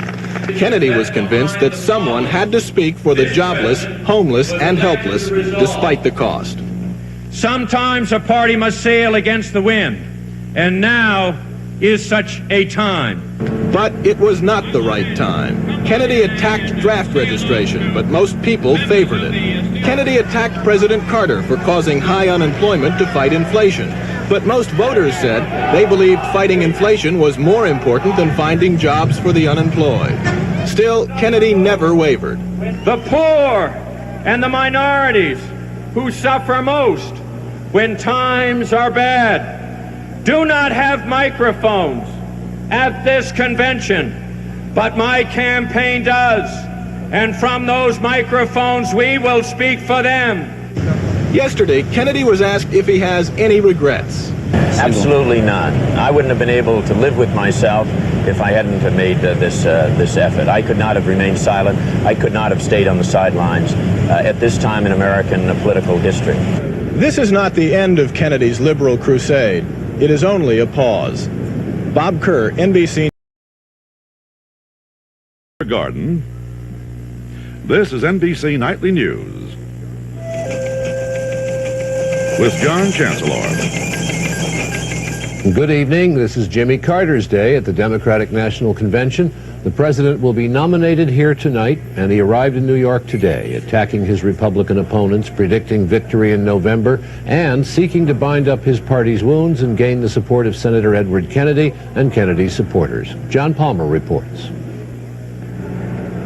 President Carter arrived in New York to claim his nomination for a second term, with Democratic Party unity still clouded by doubts about whether Senator Kennedy will support his candidacy. Good morning, everybody. Good morning.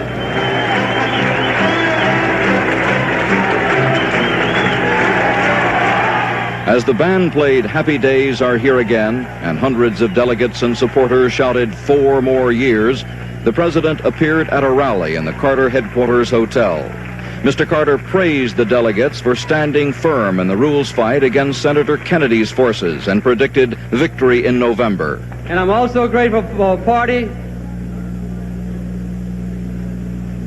which at the end of this convention will be united and ready to face the Republicans no matter what comes. And I have absolutely no doubt that Fritz Mondale and I will be ready to serve 4 more years beginning in January. Later, the president told state and local officials at a reception he had called Senator Kennedy last night to compliment him on his convention speech. And I called Senator Kennedy to tell him that was one of the greatest political speeches I have ever heard, and I think it'll go a long way toward unifying our nation and guaranteeing a victory in November. As the president was leaving the hall, I asked if he planned to meet with Senator Kennedy. We talked last night about getting together, but we haven't set a time yet. But you definitely will, sir? That's my plan, yes. It's still not known when that meeting will take place, but Carter and Kennedy aides have been in touch with one another throughout the day concerning the matter. One Carter aide suggested that meeting might come tomorrow afternoon, just after the president addresses a victory luncheon at the Plaza Hotel. John Palmer, NBC News, with the president in New York. Besides having to deal with some disgruntled Kennedy supporters, Mr. Carter will also have to deal with some planks in the Democratic Party platform that he doesn't like at all. Convention rules require the president or the nominee of the party to pledge in writing to support the platform and specify any disagreements he has with it. He is very much against the Kennedy plank, calling for a $12 billion jobs program. The Carter people avoided a roll call on that last night because they knew they would lose. Instead, Convention Chairman Thomas P. O'Neill ruled it had been adopted by a voice vote. Steve Delaney has more on this. In the opinion of the chair, the ayes have it. What the ayes have, and they are the Kennedy people here, what they have is a clutch of platform positions Jimmy Carter doesn't like, and a lot of political support he would like. The ayes have won enough votes to put Kennedy fingerprints all over the platform and to put the president into a political box. This was as close as Kennedy got last night to endorsing the president. I am confident that the Democratic Party will reunite on the basis of democratic principles and that together we will march towards a Democratic victory in 1980. Kennedy has made it clear he wants a personal commitment from Mr. Carter, embracing his platform positions. In other words, you endorse my platform and mean it. I'll endorse your candidacy and mean it. Delegates have been waiting all day to find out if the president is willing to do that. If he accepts the platform as is, he seems to shackle himself to ideas he opposes. The president's men have been trying to finesse their difficulties with that all day long. On one sticky point, the $12 billion stimulus to the economy, they say they'll spend the money over 3 years instead of 1. Kennedy's aides say they'd like to see it in writing, and they should have it in their hands momentarily. Then, they say, they'll decide whether the senator will appear with the president tomorrow night in a symbolic hand-holding of unity. Steve Delaney, NBC News at Carter headquarters in New York. Here in Madison Square Garden, Tom Brokaw has talked to some Kennedy delegates, and he has a report on what some of them are demanding as the price of their support for Jimmy Carter. Tom? John, what Steve Delaney had to say is certainly true on the floor of this convention. President Carter's attitude toward those Kennedy planks in the platform will be very important to his efforts to win them into his fall campaign. The two most important planks, the $12 billion jobs program and the ERA plank. The ERA plank, of course, would deny backing to any Democratic candidate who does not support the Equal Rights Amendment. As one key Kennedy strategist said to me, you'll remember how emotional the women in this convention were when that was passed. They're not in any mood for any compromise, even though many of the top Carter people believe that this could set back the effort to get the ERA, the Equal Rights Amendment, finally ratified. As for jobs, the president, according to many of the Kennedy delegates, may be able to take out the dollar figure, the $12 billion that bothers him so much. But they say he's going to have to come up with a much stronger statement of commitment to an expanded jobs program. I asked one of the Michigan delegates for Kennedy what he thought the president had to do, and he said he's going to have to do a lot more than what he's done thus far. On the other hand, the Carter people down here on the floor are aware of that. They say that they will be very conciliatory, very forthcoming. John? Thank you, Tom. We'll be back in a moment with more on the platform fight and other battles at this Democratic National Convention.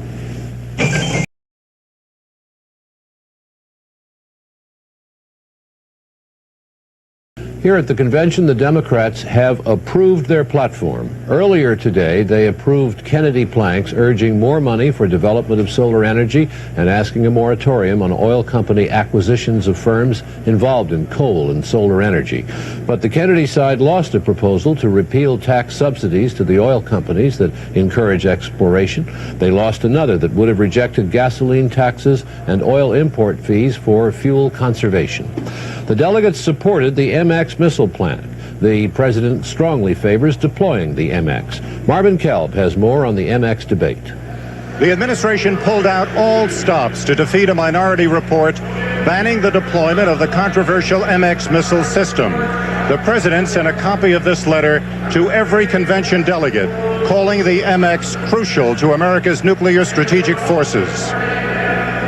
Joe Smith, a shirt-sleeved dissident Carter delegate from Oregon, brought the usually noisy crowd to a hush, arguing the MX invites a new arms race. Then he asked a key question. Where are we going to get the money, Mr. President? We offer you today $60 billion for our cities and our poor and our unemployed. $60 billion. Defending the MX project, Pentagon Chief Harold Brown, a highly political appearance for the normally apolitical Secretary of Defense. Brown argued that the MX missile is no risk to the United States. The real risk to our security is the Soviets' deployment of 6,000 intercontinental ballistic missile warheads capable of destroying our fixed Minuteman missiles in their silos. That is the action that is threatening our security. The vote, which came early this evening, was a big victory for the administration. Now it can run on a platform favoring the deployment of the MX missile, which the White House considers very important in the campaign against the Republicans. Marvin Kalb, NBC News at the Democratic Convention. Senator Kennedy, who had hoped to be nominated here tonight, had very little on his schedule today. The day after his electrifying speech to this convention, a speech many political observers rank among the best they've ever heard. The senator today had lunch with his wife. He had a date to play tennis, but he canceled it. All day for the senator, one question kept popping up. Bob Kerr reports. Senator Kennedy. Every place he went, Kennedy was mobbed by reporters asking whether he will endorse President Carter and appear with him at the convention. Senator Kennedy, have you been in touch with the president today? What does he say? Aides say Kennedy was waiting to hear whether Mr. Carter would support the convention's call for a $12 billion jobs program. I think we had a very good platform now. I understand they're making some progress this afternoon, and I think it's the kind of program that a Democrat could run on and win on. But if he states... Even though Kennedy is not the candidate, he is happy the convention decided his economic policies are the best ones for the candidate to run on. And even though they lost the nomination, Kennedy's people believe they are setting the convention agenda now, controlling the platform, party unity, and making Jimmy Carter come to them. Top aides believe Kennedy's political gut feeling will put him on the convention stage with President Carter tomorrow. But they want the appearance negotiated to be as quick and antiseptic as possible, without hugs or kisses. His memorable convention speech last night left Kennedy and Carter delegates cheering and crying. Aides believe it also left a positive impression of Kennedy that can only help him in the future. It is surely correct that we cannot solve problems by throwing money at them, but it is also correct that we dare not throw out our national problems onto a scrap heap of inattention and indifference. The poor may be out of political fashion, but they are not without human needs. The middle class may be angry, but they have not lost the dream that all Americans can advance together. It was the speech Kennedy once remembered in 1984. Bob Kerr, NBC News, New York. Kennedy delegates in a number of states here are threatening to vote for the senator for president tonight in the balloting, even though he's out of the race. Bob Hager has more on these delegates. In Kennedy's home state, Massachusetts delegation, 77 of his delegates caucused and said they'd vote for the senator no matter what. Kennedy's chairman in Massachusetts, Sharon Pollard. They feel quite nostalgic, they feel quite loyal, and they feel that because he is from Massachusetts, that we should show him our support, our encouragement, and our respect. New York State's Kennedy delegates caucused and said they'd cast 164 votes for Kennedy tonight. The state's Attorney General, Robert Abrams. So there's still a great deal of anxiety in New York, and they feel that one lever, one way of expressing leverage, of trying to still manifest that concern to the president, is perhaps on this roll call tonight. Iowa's 17 Kennedy delegates will do the same. Their chairman, Rachel Fulton, thinks his speech last night had a lot to do with it. His speech last night was very stirring. He was speaking to the needs of the people, and we're still behind him. Nebraska's 10 Kennedy delegates said they'll vote for him tonight. Kennedy's chairman there, Don Gregory, says his fellow delegates are still angry about the binding vote rule. Absolutely. They were told 2 days ago in no uncertain terms that if they're good Democrats, they're supposed to vote for the person that they were committed to. And we're going to be good Democrats. We're going to vote for him, and that's Edward Kennedy.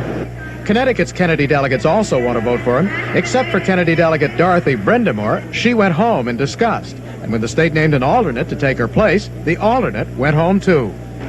But feeling among Kennedy delegates was still split, and in many other big states, including the California delegation, Kennedy delegates said they intended to vote for President Carter tonight. Robert Hager, NBC News.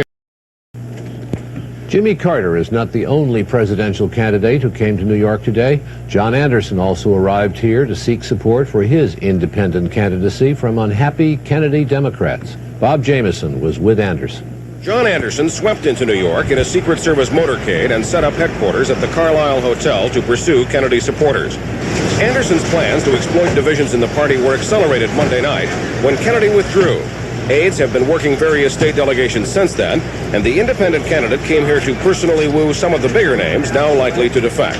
Let's try to go through. Well, I'd like to discuss with him his position on various issues and the progress of his campaign. Excuse us, please? First to meet with Anderson was former Wisconsin Governor Patrick Lucey, who pushed his way through a crush of waiting reporters and photographers. Lucey, once President Carter's ambassador to Mexico and Kennedy's deputy campaign director, resigned yesterday as a delegate to the convention. He expressed interest then in supporting Anderson. The meeting ended without Lucey endorsing Anderson. The campaign expects Lucey will eventually. Anderson also met with Congressman Chris Dodd, Democratic senatorial candidate in Connecticut, and earlier today in Washington, he conferred with Joseph Rao, former head of the liberal Americans for Democratic Action, who will not support the president. Anderson sees New York this week as a place filled with disaffected Democrats, ripe for his picking. Bob Jameson, NBC News, New York. The first candidate who will be placed in nomination for president tonight in Madison Square Garden will not be Jimmy Carter. He will be Ron Dellums, a black congressman from California. Dellums announced as a candidate only 2 days ago, and he says he will probably withdraw after he is nominated. Sandy Gilmore explains why Dellums is going through the motions and what he and some other black delegates are disturbed about. Our nuclear forces. Some black delegates say they are angry enough to walk out on President Carter's speech tomorrow night because of Carter's resistance to Kennedy's $12 billion jobs proposal. Leading the protest, the Illinois Black Caucus met privately today to hear explanations from the president's men. Campaign manager Robert Strauss waved off reporters, leaving the caucus after delegates shouted at him. Delegate Wilson Frost, a caucus leader, said President Carter must get specific. It's not a question as to whether he has the concerns. The question is whether or not he has the ability to accomplish these feats. Secretary of Labor Ray Marshall defended Carter's record but said specifics would not be announced until after the convention. Blacks are demanding a meeting with Carter before the convention ends. Meantime, blacks hope to use the presidential nomination of California Congressman Ron Dellums to focus attention on their dissatisfaction with Carter. Dellums will withdraw before the roll call, but not before anti-Carter speeches are made. And our thought was that even if all else failed, we'd at least have a few minutes before this convention closed to mount that podium and to advance some progressive ideals and talk about some issues that had not been discussed in this convention. Leading black delegates here say the problem is not so much that blacks are going to vote for Ronald Reagan. The problem, they say, is that if President Carter does not show his wholehearted concern and support, that large numbers of blacks may not vote at all. And that, they say, could throw the election to Reagan. Sandy Gilmore, NBC News, New York. And we'll be back in a moment with other news. At political conventions is apt to produce one of two reactions in the delegates: wild enthusiasm or profound boredom. Either way, they tend to work off their reactions as vigorously as possible off the convention floor. Fred Briggs attended one of these tribal rites, and here is his report. 6 delegations, 3 southern states, 3 western states, all staying at the same hotel, all looking forward to sleeping late today. Late last night, the hotel suggested a chug-a-lugging contest. Each state fielded a team of 4 except Hawaii, which seemed to prefer Mai Tais to beer. Each team member had to down 2 steins on a relay system. The teams were timed. In the first competition, Alabama on this side, Mississippi. The doors off. Here we go, Alabama.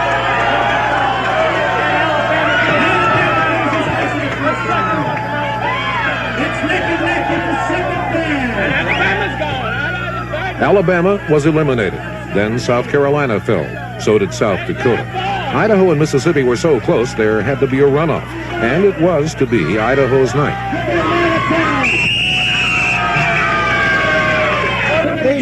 thought they was beer drinkers till they seen somebody that was. For winning, each team member got free hotel rooms for the week, although this came as news to some of them. That's great. Hey, that helps. I just thought we was getting free beer. For the record, Idaho won by consuming 8 steins of beer in 37.15 seconds.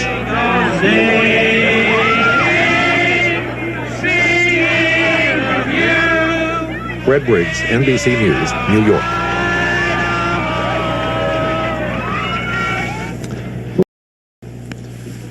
Ronald Reagan's first comments on the Democratic Convention were made known today. An aide said Reagan told him Senator Kennedy's speech Tuesday night was well delivered, but demagogic in content. Reagan said the real issue of the campaign is Jimmy Carter's record. Here in Madison Square Garden, the roll call is going on for the vice presidential nomination. Walter Mondale's name was placed in nomination earlier this evening by Douglas Fraser, the president of the United Auto Workers. And here is part of what Fraser said in his nominating speech. With Fritz Mondale as vice president, we will keep a progressive voice speaking out for working people, for the young, for the old, the middle class, and the poor, for rural America, and for our troubled cities, for the rights of people who don't have the power to insist on being heard. Fritz Mondale has compassion, toughness, and vision. He is true to his convictions. He has energy and commitment. We need him to help us in the struggle for a better America. There is still some disagreement among the delegates at this convention over whether Jimmy Carter can unify the Democratic Party and go on to beat Ronald Reagan in November. Robert Hager of our staff talked to some of the delegates today. Over breakfast in their hotel coffee shop, some of the Carter delegates from South Carolina were talking about whether Democrats will be able to get back together. Panetta Bryce thought they will, and so did Leela Haynes Session. Well, nothing is easy. You wouldn't be able to get up a smooth mountain, would you? You need some crevices and some crags to hold on to, something to fight for. But in the lobby, a group of Kennedy delegates from Idaho felt otherwise. Marie Russell worried about voters back home. Well, right now, people that I would expect to vote Democratic are talking Republican. I think that the Democratic Party is in deep trouble in Idaho. In California's hotel, Carter delegate Clara Provost was selling buttons that said Togetherness 1980. Carter delegate Madeline Russell bought one, but Kennedy delegate Kevin Shelley did not. He's unenthusiastic about working for Carter. And California delegate Grayling Williams may not even vote for the president. I'm considering, I'll say seriously considering, taking part in John Anderson's campaign for the reason that I think it's courageous for him to attempt to open up the election process to third parties. Connecticut delegate Wayne Gilbert, a machinists union member, was passing out a handbill urging delegates to walk out on the president's acceptance speech. But other Kennedy delegates from Connecticut caucused and decided not to join the walkout. And Carter delegates were predicting that in time, most Kennedy followers at this convention would wind up working for the ticket. Robert Hager, NBC News, New York. With that degree of dissension and uncertainty among Democrats, President Carter has his work cut out for him tonight in his acceptance speech. Mr. Carter's task this evening is very different from the one 4 years ago when he addressed the last Democratic convention as its nominee for president. Tom Pettit, who is here in the hall, has more on this. John, Mr. Carter is a different kind of candidate than he was 4 years ago leaving this hall. His job now, as some political observers see it, is to reestablish his connection with the common people of the country. That was the great asset he brought to his 1976 campaign. A link, a connection, a feeling that he was a man of the people, a populist, if you will, an outsider who would go to Washington and straighten it out. Now he's been in Washington for almost 4 years, and it is not straightened out, and he will not only have to defend that, but also reestablish that link with the people. It's something he does superbly well as a campaigner. He does it well in small groups. He does it well in face-to-face campaigning. He has an evangelist spirit. Of course, so does Ronald Reagan. Tom Pettit, NBC News, on the floor at Madison Square Garden. Senator George McGovern, who had supported Senator Kennedy, today pledged his support to President Carter. McGovern said he doesn't think Ronald Reagan is qualified to lead the country. John Anderson, the independent candidate for president, has been in New York trying to win unhappy Democrats over to his cause. But today, Anderson announced he'd won over an unhappy Republican, and he named her chairperson of his campaign. Bob Jameson reports. Anderson proudly displayed his campaign's new chairperson at a New York news conference. Mary Crisp quit as co-chairman of the Republican National Committee last month after an angry confrontation with Reagan forces over ERA and federal funding for abortion. Her criticism today was aimed at both parties. The Republican platform is outrageous. It is offensive to the majority of the American people. I congratulate President Carter on his renomination last night. Now, however, he must explain and defend the last 4 years. Anderson said Mrs. Crisp will help him attract a broader following and vowed she would be more than just a symbol. But his campaign will still be run by aide Michael McLeod and New York political consultant David Garth. Confident he now has important help with moderate Republicans, Anderson continued to court Kennedy supporters, among them Arthur Schlesinger Jr., the historian, who, like others visiting Anderson's hotel, declined just yet to endorse him. Anderson dismissed Kennedy's endorsement of the president as not all that sincere and claimed not to be worried about his continual decline in several national polls. But Anderson's aides are worried that he will not have the 15% in those polls necessary to qualify for the League of Women Voters fall debates. And without the debates, without appearing on the same platform as Ronald Reagan and President Carter, the Anderson campaign may suddenly fade.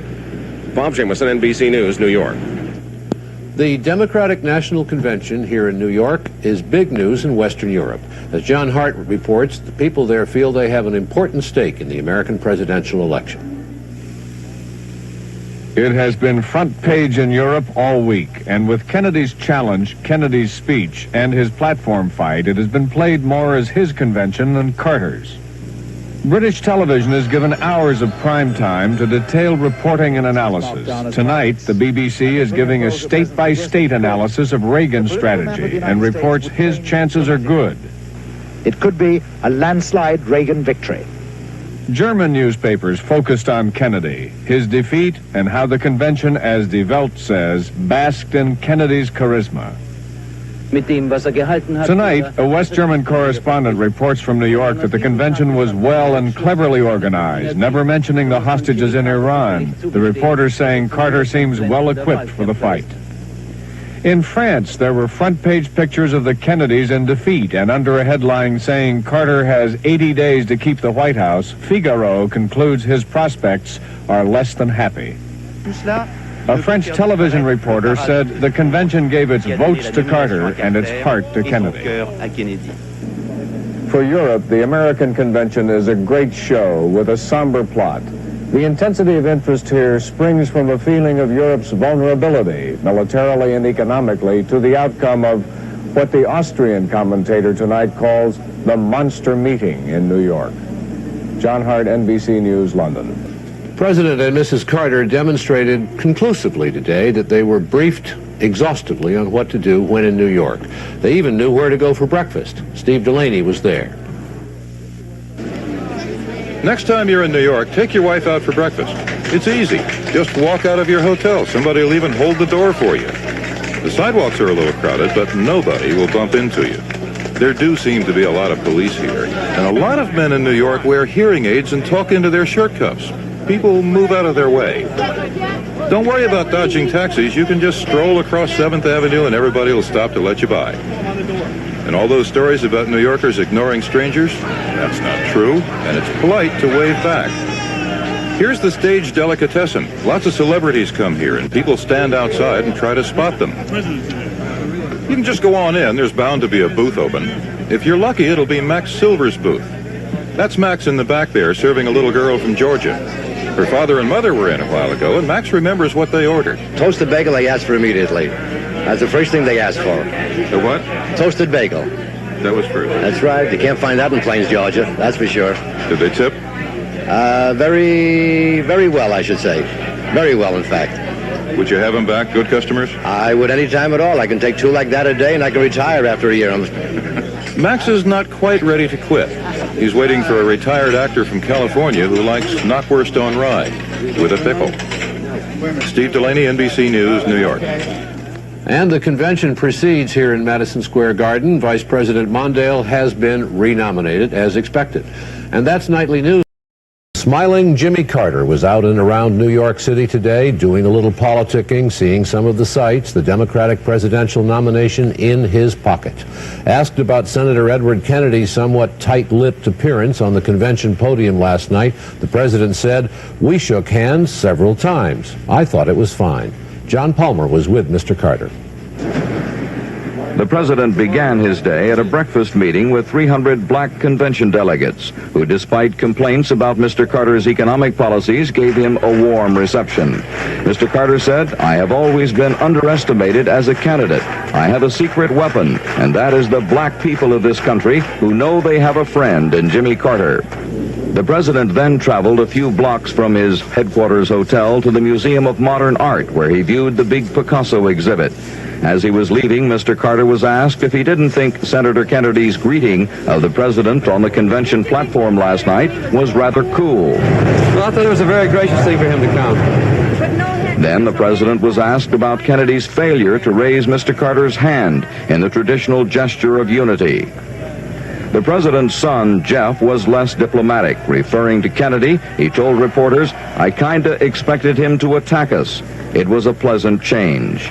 Kennedy's restrained appearance with the president last night was the subject of some unhappiness on the part of Mr. Carter's aides today, but they offered no public criticism in the interest of maintaining peace with Kennedy and his supporters. There was also surprise at the chorus of boos that erupted in the convention hall when campaign chairman Strauss mentioned the name of Mr. Carter's controversial national security advisor, Zbigniew Brzezinski. Dr. Brzezinski. And surprise at an earlier episode, the highly unusual booing of a presidential nominee making his acceptance speech. But as the president made his last speech in New York today, he seemed to be putting all this behind him, telling members of the Democratic National Committee the convention helped pave the way toward victory in November. In the tense interrelationship within that convention, that it worked up to a climax of unity and achievement and purpose, that I believe it guarantees that we have turned the corner and that now America sees a real prospect which we are not going to let them be disappointed with, that Democrats will be in the White House and the Congress overwhelmingly in the next 4 years, and our country will be benefited from it. At noon, the president returned to Washington and flew immediately to his Camp David retreat in the Maryland mountains to rest and to plan strategy for what he knows is an uphill fight to win re-election. John Palmer, NBC News, with the president in Washington. Last night, when we saw the president and Senator Kennedy on the convention podium, it seemed to have been a carefully arranged event. Bob Kerr, who's been traveling with Kennedy, has some interesting details on how it was managed or mismanaged. Senator's appearance with the president seemed restrained. It was partly the result of confusion between the Kennedy and Carter camps. The aide said that because Kennedy gets a lot of television attention, the Carter campaign asked the senator not to leave his hotel for the convention during the vice president's speech or applause, during the movie about President Carter, or during the president's speech or applause. The last thing either side wanted was to have TV networks interrupt those events to show Kennedy leaving his hotel. Kennedy had rejected a White House invitation to come more than 2 hours early just to sit and wait. So, just after Mr. Carter finished, the senator's motorcade was en route. The Kennedy aide says traffic was slow, and that Carter campaign people were frantically calling Kennedy's people at the convention, demanding to know where the senator was.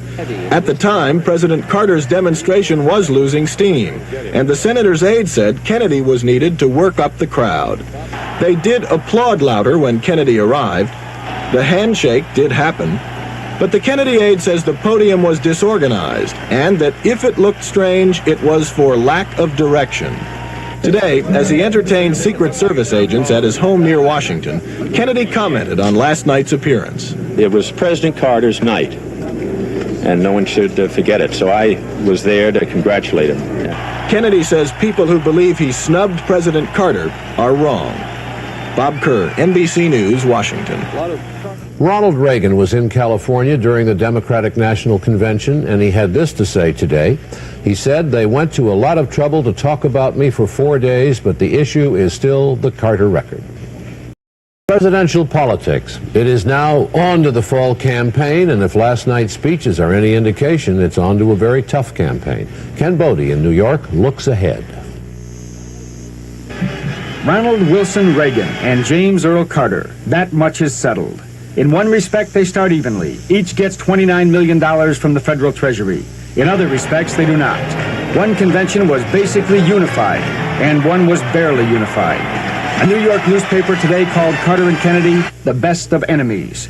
In the polls, Reagan is ahead 20 points or more, but everyone knows that gap will close. And President Carter has the means to close the gap. The White House, the airplane, the song, the pork barrel politics of any incumbent president. Each man will follow the same basic strategy. Make the other guy the issue. The Democrats will depict Reagan as a shallow, unpredictable right-winger. The new leaders of the Republican Party, in order to close the gap between their rhetoric and their record, have now promised to launch an all-out nuclear arms race. The Republicans will try to make Carter run on his record. There may be a sailor at the helm of the ship of state, but the ship has no rudder.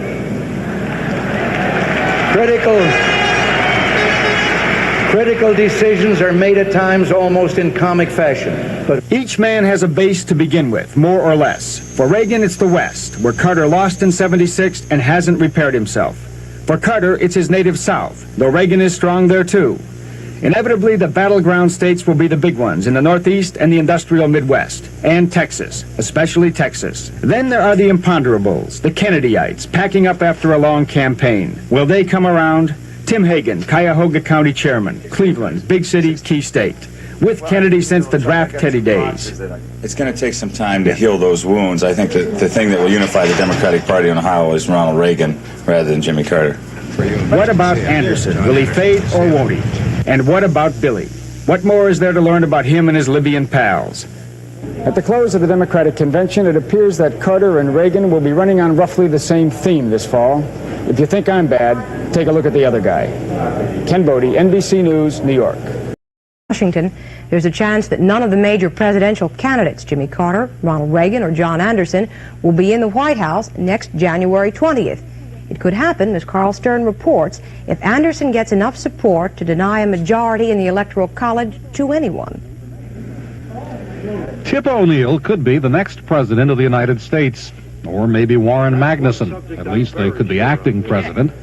The U.S. Constitution says that if no presidential candidate receives a majority vote in the Electoral College, and if there is no majority choice in the House, or majority choice in the Senate for vice president, then the White House would be occupied by the Speaker of the House, or if he doesn't want it, the President pro tem of the Senate.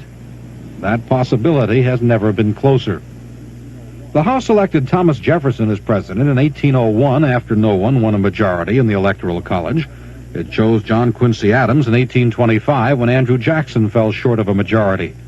More recently, Harry Truman came within a whisker, 25,000 votes, of failing to get an electoral majority because of votes diverted to the States' Rights Party. It could have been worse with neither Truman nor Tom Dewey able to win, because neither Democrats nor Republicans won a majority in Congress in 1948, and neither would have had the votes alone without courting the States' Rights Party to win the presidency if the contest went to the House. That could happen this time. If the John Anderson campaign means that no candidate receives an electoral majority, then the House should select the president. The Democrats control it now, but a change of just one seat in each of 4 states, Tennessee, Rhode Island, Nevada, and Colorado, could leave neither party with a congressional majority next January, an unprecedented electoral deadlock. If that happens, John Anderson could call the tune, bargaining to throw his votes to one major candidate or the other.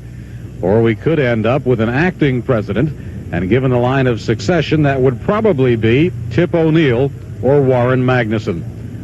Carl Stern, NBC News, Washington. Good evening. Ronald Reagan said today that the Vietnam War was a noble cause in which the United States tried to help a small country newly free from colonial rule against a totalitarian neighbor bent on conquest. Reagan's defense of the Vietnam War came in a speech to the Veterans of Foreign Wars Convention in Chicago. The organization has endorsed him for president. Reagan also said that peace should be America's goal, but not at any price. Heidi Schulman was there. In a stinging speech to the veterans of foreign wars, Reagan accused the Soviets of unlimited imperialist ambition and called the Carter administration response weak and inconsistent. For too long, Reagan said, we've lived with a Vietnam syndrome, the idea we'd have peace if we stopped interfering. But he defended American action in Vietnam. It's time that we recognized ours was in truth a noble cause. We dishonor the memory of 50,000 young Americans who died in that cause when we give way to feelings of guilt, as if we were doing something shameful. Reagan charged Soviet aggression now threatens America's resource lifeline, minerals from Africa, oil in Latin America. The Carter administration, he said, seems totally oblivious to the threat. Is it only Jimmy Carter's lack of coherent policy that is the source of our difficulty? Is it his vacillation and his indecision? Or is there another, more frightening possibility?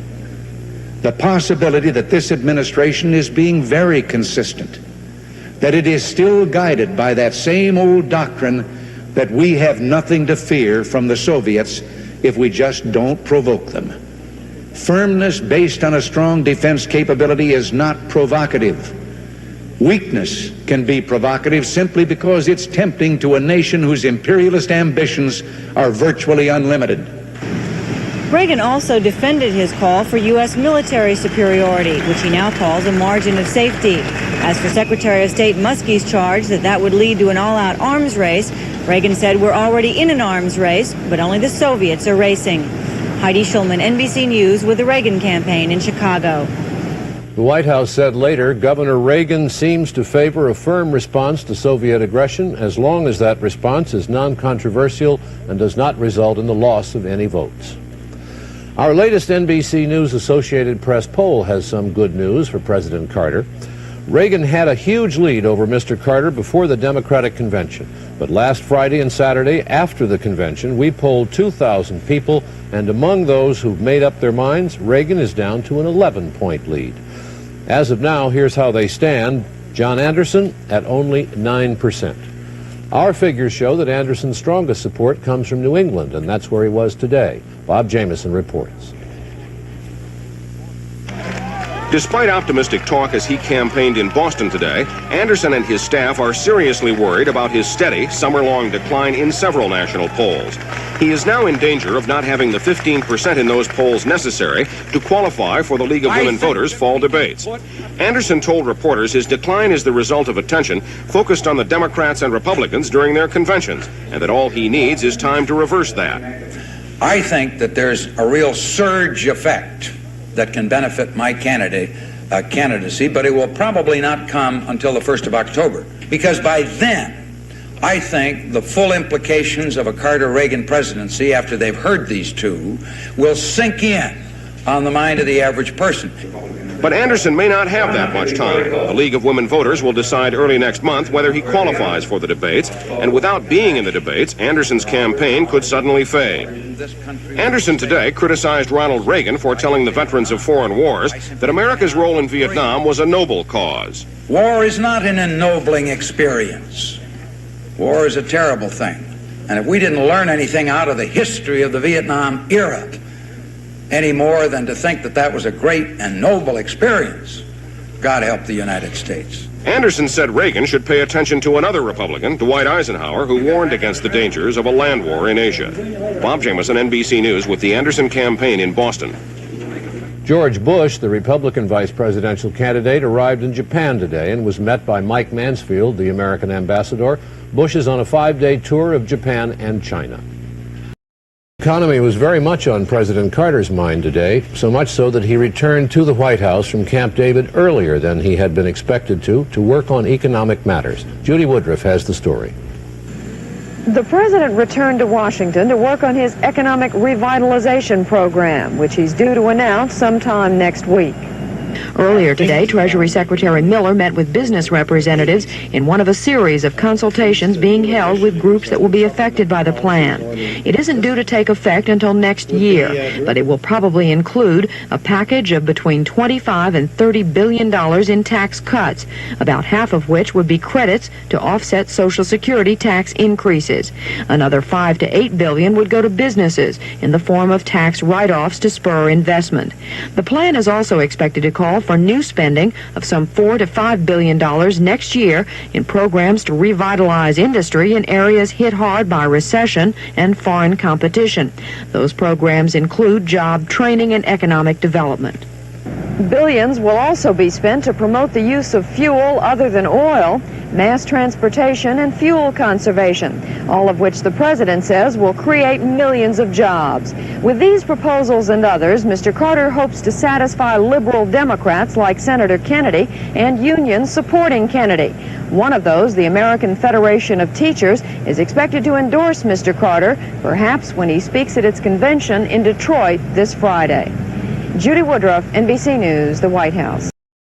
George Bush, the Republican vice presidential nominee, arrives in Peking tonight, and the Chinese are hopping mad about remarks made by his running mate, Ronald Reagan. Reagan has talked about setting up an American liaison office on Taiwan.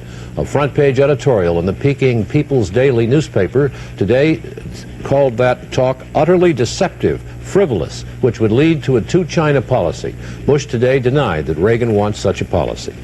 Reagan was campaigning in Pennsylvania at a shipyard near Philadelphia, and his concerns may have been closer to home.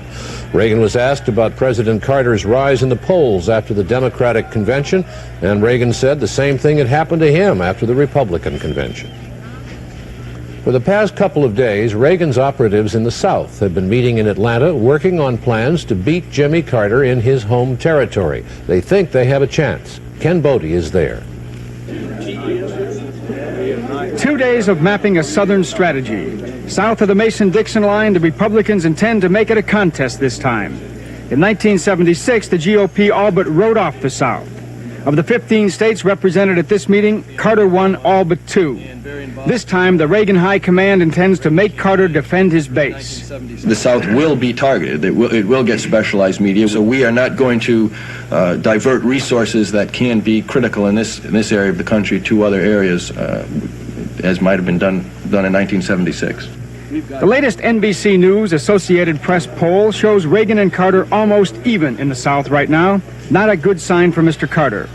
To begin with, Reagan's field marshals will run all-out campaigns throughout the South. Reagan has already made one trip to the region.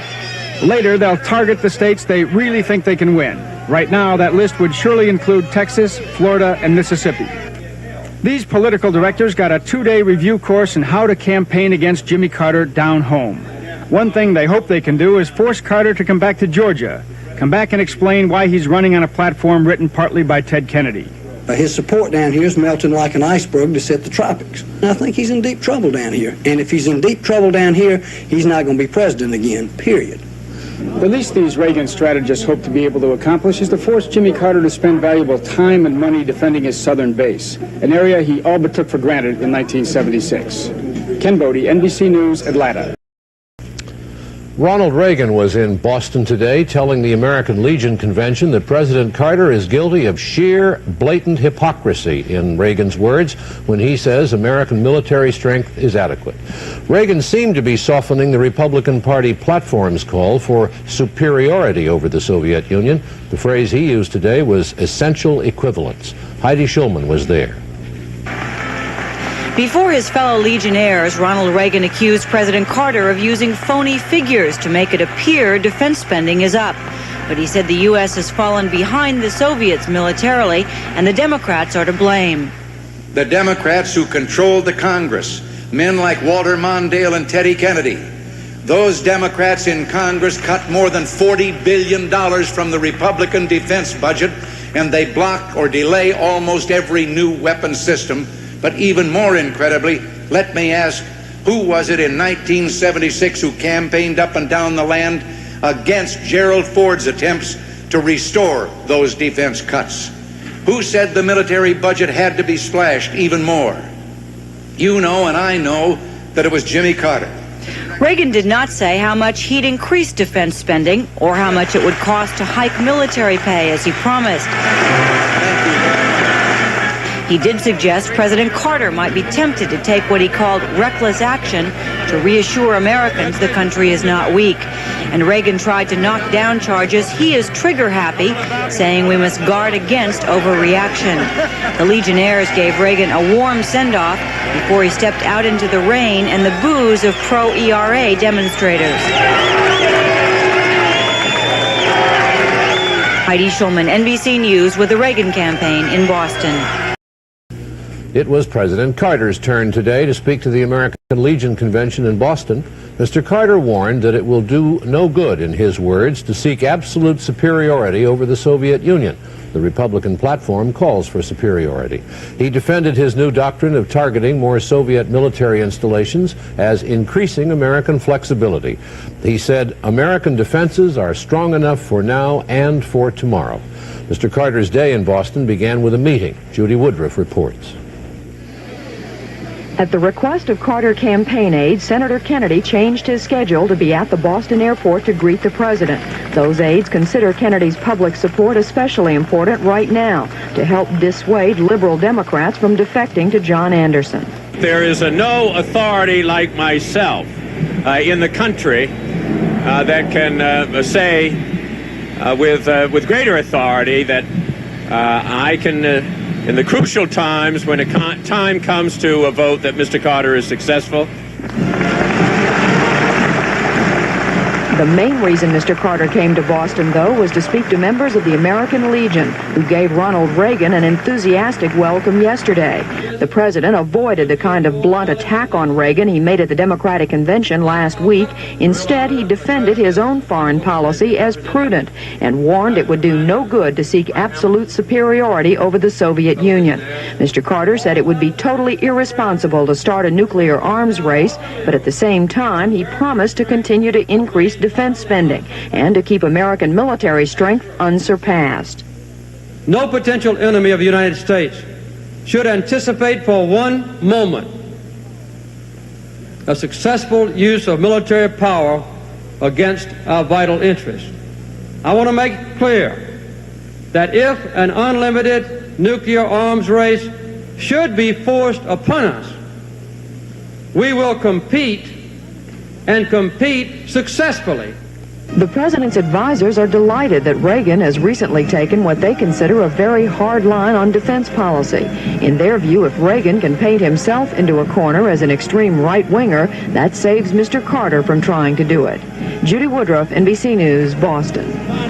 Senator Kennedy left Boston for Detroit, where he found more uncertain support for the president. Bob Kerr has that story.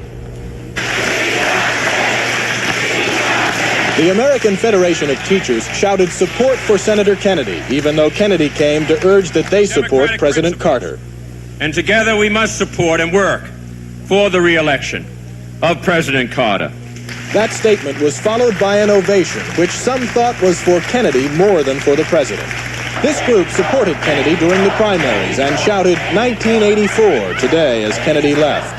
Later, during debate about whether to endorse the president, it was clear that getting this group to support Jimmy Carter would not be easy.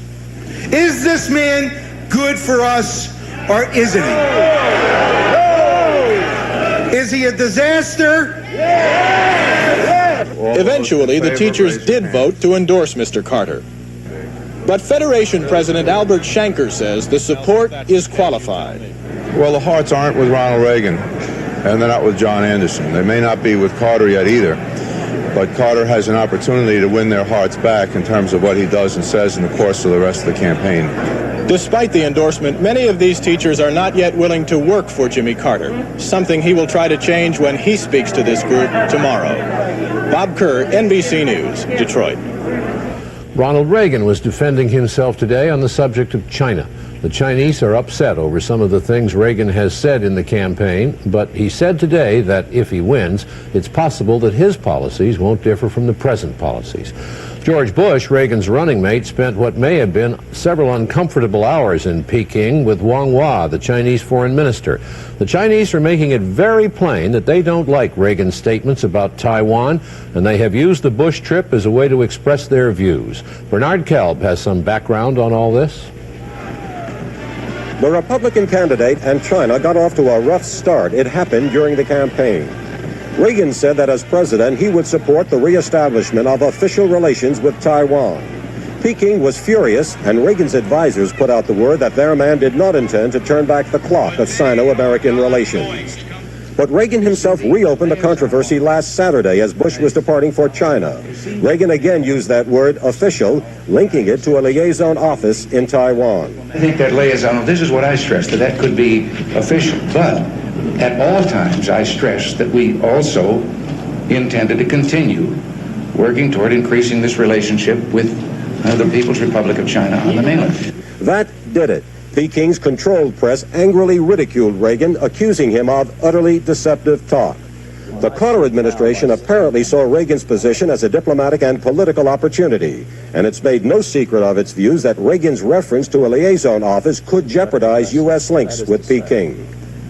The Chinese find it totally unacceptable. They have said for over 3 years that that kind of action would have an adverse consequence on Chinese-American relations. Peking has not let up in its criticism of what it regards as Reagan's two-China policy, with the Chinese communists sounding almost as though they were in President Carter's political corner, attacking the views of the Republican presidential candidate, and in the process leaving administration officials laughing in their teacups. Bernard Kalb, NBC News, the State Department. Carter was on the political trail today talking to teachers.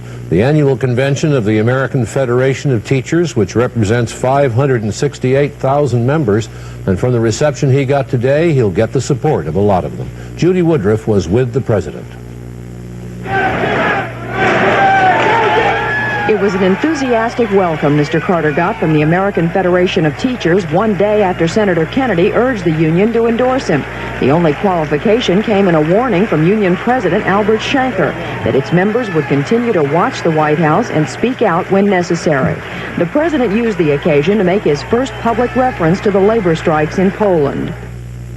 Human beings around the world in a highly publicized way are reaching out for freedom. We see this in the world headlines today, and also reaching out for the true principles of trade unionism. On politics, the president called Ronald Reagan's proposal to cut taxes, raise defense spending, and balance the budget a fallacy. And referring to Reagan's recent statement about the Vietnam War having been a noble cause, Mr. Carter said, "We must recognize the nobility of an honorable peace." The president said he's willing to debate any candidate with what he called even a theoretical chance of being elected. But the thing I want most of all, though, is a clear two-man debate between myself and Ronald Reagan. Mr. Carter is anxious to eliminate John Anderson as a serious threat because he believes Anderson takes more votes away from him than from Reagan. That's why the president is so eager to have the endorsement of unions like the AFT with activist liberal memberships. Judy Woodruff, NBC News, Detroit. Anderson was in California today, and it looked as though he had made an important political decision on his running mate. He is reported to be about ready to choose former Wisconsin Governor Patrick Lucey, although Anderson didn't quite say so today. Bob Jameson has more. Anderson spent much of today trying to avoid confirming that Lucey will be his running mate and thus taking the luster off a formal announcement Monday or Tuesday. Anderson chafed under the insistent questioning. I do not affirm or deny anything. The selection process is underway, and I will make the announcement when I have completed that process and not earlier. Anderson vehemently denied, though, that Lucey was not his first choice. But Anderson's staff and advisors had unsuccessfully been seeking a bigger Democratic name. Lucey, meanwhile, was at his summer home in Wisconsin, where he talked by phone last night with Anderson. There has been no formal offer yet, but he is expected to accept one this weekend. The only major concern, he says, is the feelings of his wife, June.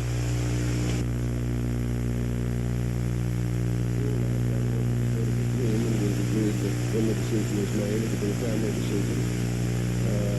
They said they're not going to formal offer. We'll give it on a hypothetical basis.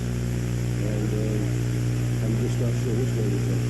Anderson's wife, Kiki, flew to Wisconsin today and will meet the Lucys tonight. She is expected to try and put any of Mrs. Lucey's concerns to rest. Anderson ended the day campaigning in San Francisco, completing a week-long coast-to-coast swing. He hopes to formally start his campaign Labor Day weekend with Lucy at his side with a railroad whistle-stop tour of 5 states. Bob Jamieson, NBC News, San Francisco. Republican vice presidential candidate George Bush was winding up his mission to China today, a trip which was not exactly a rousing success. Bush's problem was Ronald Reagan's statement last weekend that he favored a U.S. government liaison office on Taiwan. Today, Mr. and Mrs. Bush met with senior Vice Premier Deng Xiaoping, and when they sat down, Bush explained again that Reagan was not advocating a two-China policy. The Chinese say Deng answered frankly, which in this case probably means skeptically. Stealth is a new military term which has arrived in the middle of this political season. The United States is developing an aircraft which will be invisible.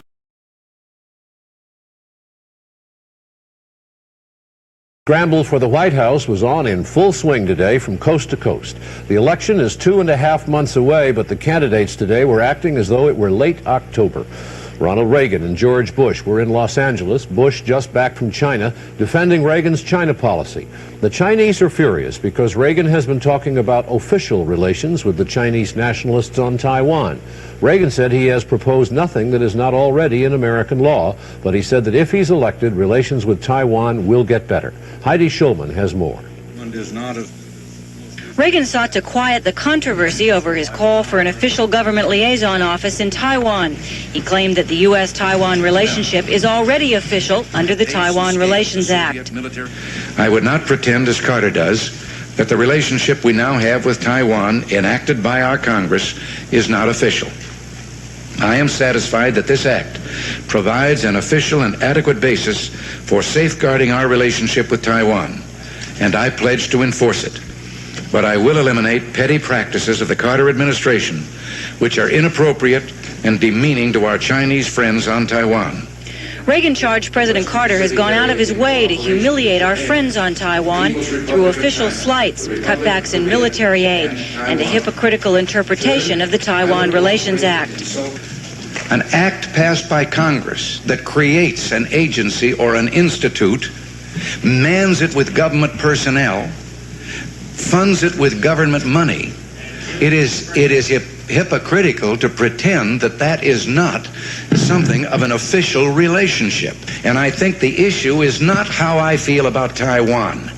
The issue today is the Carter foreign policy and what it is doing to our allies and to the United States position in the world, and this is just another example of it. Reagan's running mate George Bush conceded that Reagan's criticism would cause heartburn in Peking, but I am convinced that if Governor Reagan wins this election, he will be a president of this country that the Chinese understand, respect, and indeed I think you'll see relations improve as he and I both want. Heidi Schulman, NBC News, Los Angeles. Before Reagan and Bush met the press, Vice President Mondale was in New York State on the attack against Reagan's position on China. Bob Kerr has that story. It was Vice President Mondale's first day of campaigning, and Ronald Reagan's China comments provided ammunition for a sharp attack. He wasted no time charging that Reagan was confused about U.S.-China policy and that his ideas would turn the clock back to a period of tension between the two countries. He has stumbled into a public argument with the Chinese. He has proposed a change in our relations with Taiwan, which is unnecessary, undesirable, and which carries with it potentially disastrous consequences to our national security. Later, in a speech to New York State labor leaders, Mondale repeated the criticism and went even further. When you elect a president, be sure he has sound judgment, because he's the only president you're going to have.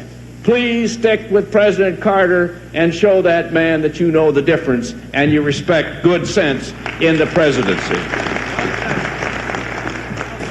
Aides were delighted that the vice president's first campaign trip provided an opportunity to make Ronald Reagan the issue. Questioning Reagan's judgment and trying to make him appear dangerous are key tactics of the Carter-Mondale strategy. Bob Kerr, NBC News, with a Mondale campaign in White Lake, New York. And at the White House, the President and Senator Edward Kennedy finally got together for a cozy chat upstairs in the family quarters. Economic policy was one of the things discussed. The President will unveil his new economic plan on Thursday, but politics was being talked about as well. John Palmer reports on the meeting. Kennedy, who arrived at the White House on foot and without the huge press entourage that accompanied him as a candidate, has let it be known that his degree of enthusiasm for the Carter ticket is dependent on how closely Mr. Carter's economic proposals mirror his own. Earlier today, Kennedy was briefed on Mr. Carter's latest economic program to be announced later this week. After the one-hour meeting, Kennedy emerged saying that he would campaign actively for the president and commented on Mr. Carter's economic plan, calling it a step forward. I am very much encouraged that his economic program will include a reindustrialization component, will also include a targeted program for distressed areas in this country, and will also include a jobs component. I indicated to the President that in the earlier briefings that I had had with Mr. Eisenstadt, that I did feel that the jobs component should be strengthened. After the meeting, the President said his talk with Senator Kennedy was pleasant, relaxed, and constructive. The White House hopes Kennedy's pledge to campaign actively for Mr. Carter will persuade many former Kennedy supporters who have been holding back to now work for Mr. Carter's re-election. John Palmer, NBC News at the White House. John Anderson put together his presidential and vice presidential ticket today. As expected, Anderson picked former Wisconsin Governor Patrick Lucey as his running mate. Lucey is a lifelong Democrat, a liberal from a liberal state with 11 electoral votes. The announcement was made in Washington, and Bob Jameson was there. Lucey formally joined Anderson's independent ticket at a news conference at the National Press Club.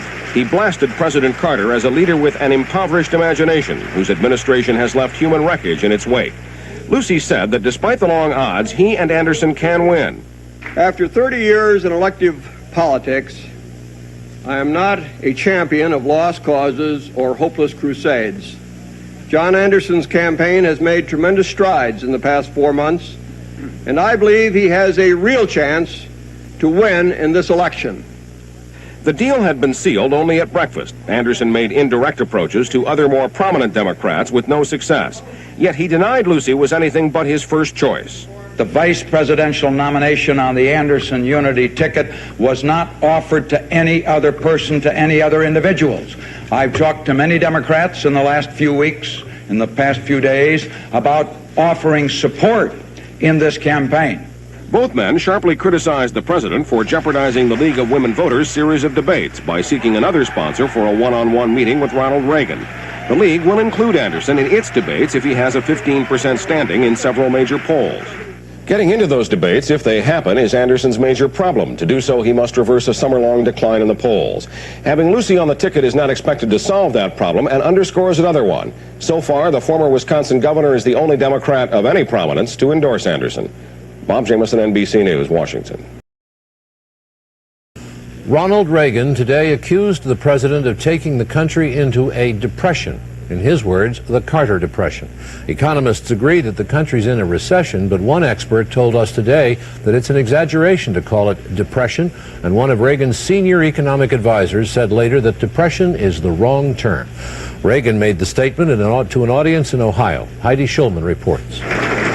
Ronald Reagan was on the offensive in Columbus, where he told Ohio Teamsters the Carter economic policies are bankrupt. He blamed the president for creating a depression. He has created a severe depression in our nation. As a result, workers and their families today are suffering more than at any time since the Great Depression of the 30s, as Jim told you. Their lives have been shattered by a new depression, the Carter Depression. Reagan said higher unemployment and inflation amount to government theft. When Mr. Carter or Mr. Mondale or Mr. Miller say they simply cannot balance the budget, provide for the national security, and reduce the high tax load on the American people, I say stand aside because we can and we will. But Reagan was again forced to explain himself when economic advisor Alan Greenspan disagreed the country is in a depression. While Reagan lunched with labor leaders, he issued a statement saying recession and depression should not be judged just in economic terms, but in human terms. Reaction to Reagan among Teamsters was mixed. I liked what he said, and if he does, holds still for what he said, I'm for him 100%. I'd like to hear the other side first. Are you going to vote for him? I'm not going to say I will or I won't. I mean, I've given it quite a bit of thought. Do you think he really has the interests of working people at heart? If he don't have the interest at heart, he's a good actor. Reagan is not yet backed by any major union, and aides say he won't go begging for endorsements he knows he can't get. Instead, he'll try to win the rank and file. Heidi Schulman, NBC News, with the Reagan campaign in Columbus. During the Depression of the 1930s, which most economists say was the last depression, the unemployment rate was 25% of the workforce. The present figure is under 8%, a large difference, and Reagan's political opponents will make much of that difference. Reagan, according to some politicians, is off to about as bad a start in his campaign as Teddy Kennedy was in his 8 months ago. Ken Bodie has more on Reagan's troubles. The Reagan campaign's major objective is to make its man appear sensible, level-headed, part of the American political mainstream. But since he began active campaigning last week, there have been snags, beginning with these comments on the war in Vietnam. Well, it's time that we recognized ours was in truth a noble cause. The Legionnaires applauded, but Reagan lieutenants around the country were appalled. Is the defense of the Vietnam War going to be a centerpiece of this campaign, they asked? Even as his running mate, George Bush, was visiting mainland China, Reagan stirred up a controversy back home with talk of reestablishing official relations with the government of Taiwan. Reagan skirmished back and forth with the press for nearly a week over what he really meant and finally backpedaled. I'm not talking a two-China policy. I recognize that both governments claim that they are the government of a China. There was also Reagan's meeting in Dallas with 15,000 evangelical Christians. He was the only presidential candidate who showed up. Who on this earth does that leave to make the policies under which you and I live and struggle to survive? I'm sick and tired of hearing about all of the radicals and the perverts and the liberals and the leftists and the communists coming out of the closets. It's time for God's people to come out of the closets, out of the churches, and change America. We must do it. Reagan linked himself with the growing political power of the evangelicals, but once again he missed a chance to associate himself with the mainstream. I want you to know that I endorse you and what you're doing. Then at a press conference in Dallas, Reagan said he has personal doubts about the theory of evolution. But if it was going to be taught in the schools, then I would think that also the biblical theory of creation, which is not a theory, but the biblical story of creation, should also be taught. With his remarks on Vietnam, his backpedaling on China policy, and his association with a whole basketful of ultra-conservative causes, Ronald Reagan probably made it somewhat easier for the Democrats to portray him as a right-winger. Ken Bodie, NBC News, Washington. The battle of the debates continued in Washington today with much maneuvering and jockeying by the agents of Carter and Reagan, with John Anderson still on the sidelines. Robert Hager brings us up to date. The National Press Club had been pleased at the potential publicity of sponsoring a presidential debate, but as its Speakers Committee met this afternoon, the debate plan was in trouble. Some blocks away, Reagan's senior advisor, James Baker, said Reagan wouldn't debate the president one-on-one until after the first League of Women Voters debate, in which Anderson could appear if he's doing well enough in the polls. We're simply not going to be a party to an arrangement or a deal, the net effect of which is to exclude any viable candidate from an opportunity to present his views to the American people. At the White House, Press Secretary Jody Powell said of Reagan, they're afraid of a one-on-one debate. And lawyers for John Anderson blasted the press club for even thinking of leaving Anderson out. And I think it would be a sad day if the press were to be the ones to exclude a person from a First Amendment debate of this kind. The press club vigorously denied they'd been pressured by the White House to exclude Anderson, but finally the club switched signals. It showed Anderson's lawyers a proposal for a series of one-on-one debates where all three candidates would eventually face one another, the time and order to be determined. We feel, in our opinion, that two people can debate each other more meaningful and with a in a more productive manner than 3 people trying to debate in a limited time period. The Anderson campaign said tonight it would participate in a one-on-one round-robin debate so long as the order were left to chance. The White House said the proposal offers some potential, but a Reagan spokesman says his campaign wouldn't be interested in any sleazy deal that might exclude Anderson from the first debate. Robert Hager, NBC News, Washington. With John Chancellor in New York. Good evening. President Carter's new economic plan came out today, an election year package which includes a call for a $27 billion tax cut next year to stimulate the economy and $2.5 billion in extra money next year to help people hurt by the recession. The president is sticking to his guns. No tax cut this year, as his opponent Ronald Reagan and others have proposed. The president's proposal is just that, a proposal. Much of it won't be submitted for congressional approval until next January. John Palmer has the details. Mr. Carter said he will ask Congress to approve a $30 billion economic renewal program designed to increase production and create almost 1 million new jobs in the next 2 years. The program calls for a $27 billion tax cut, benefiting industry somewhat more than the individual taxpayer. The new steps will put people back to work, reduce taxes, increase public and private investment in the future, and constrain inflation all at the same time. Mr. Carter said he would reject across-the-board tax cuts like those proposed by Ronald Reagan. Now, in the heat of an election year, is not the time to seek votes with ill-considered tax cuts that would simply steal back in inflation in the future the few dollars that the average American taxpayer might get. America needs to build muscle, not fat. The main part of Mr. Carter's plan is designed to stimulate industry by offering bigger tax breaks and pouring more federal money into such areas as transportation facilities and scientific research to make industry more efficient.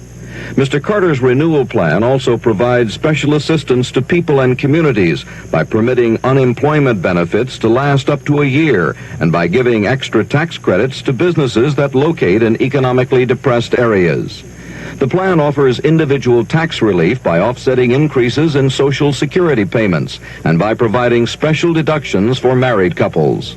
Today's announcement comes just 4 days before the formal opening of Mr. Carter's campaign for re-election. Yet most of the plan will not even be submitted to Congress until next year.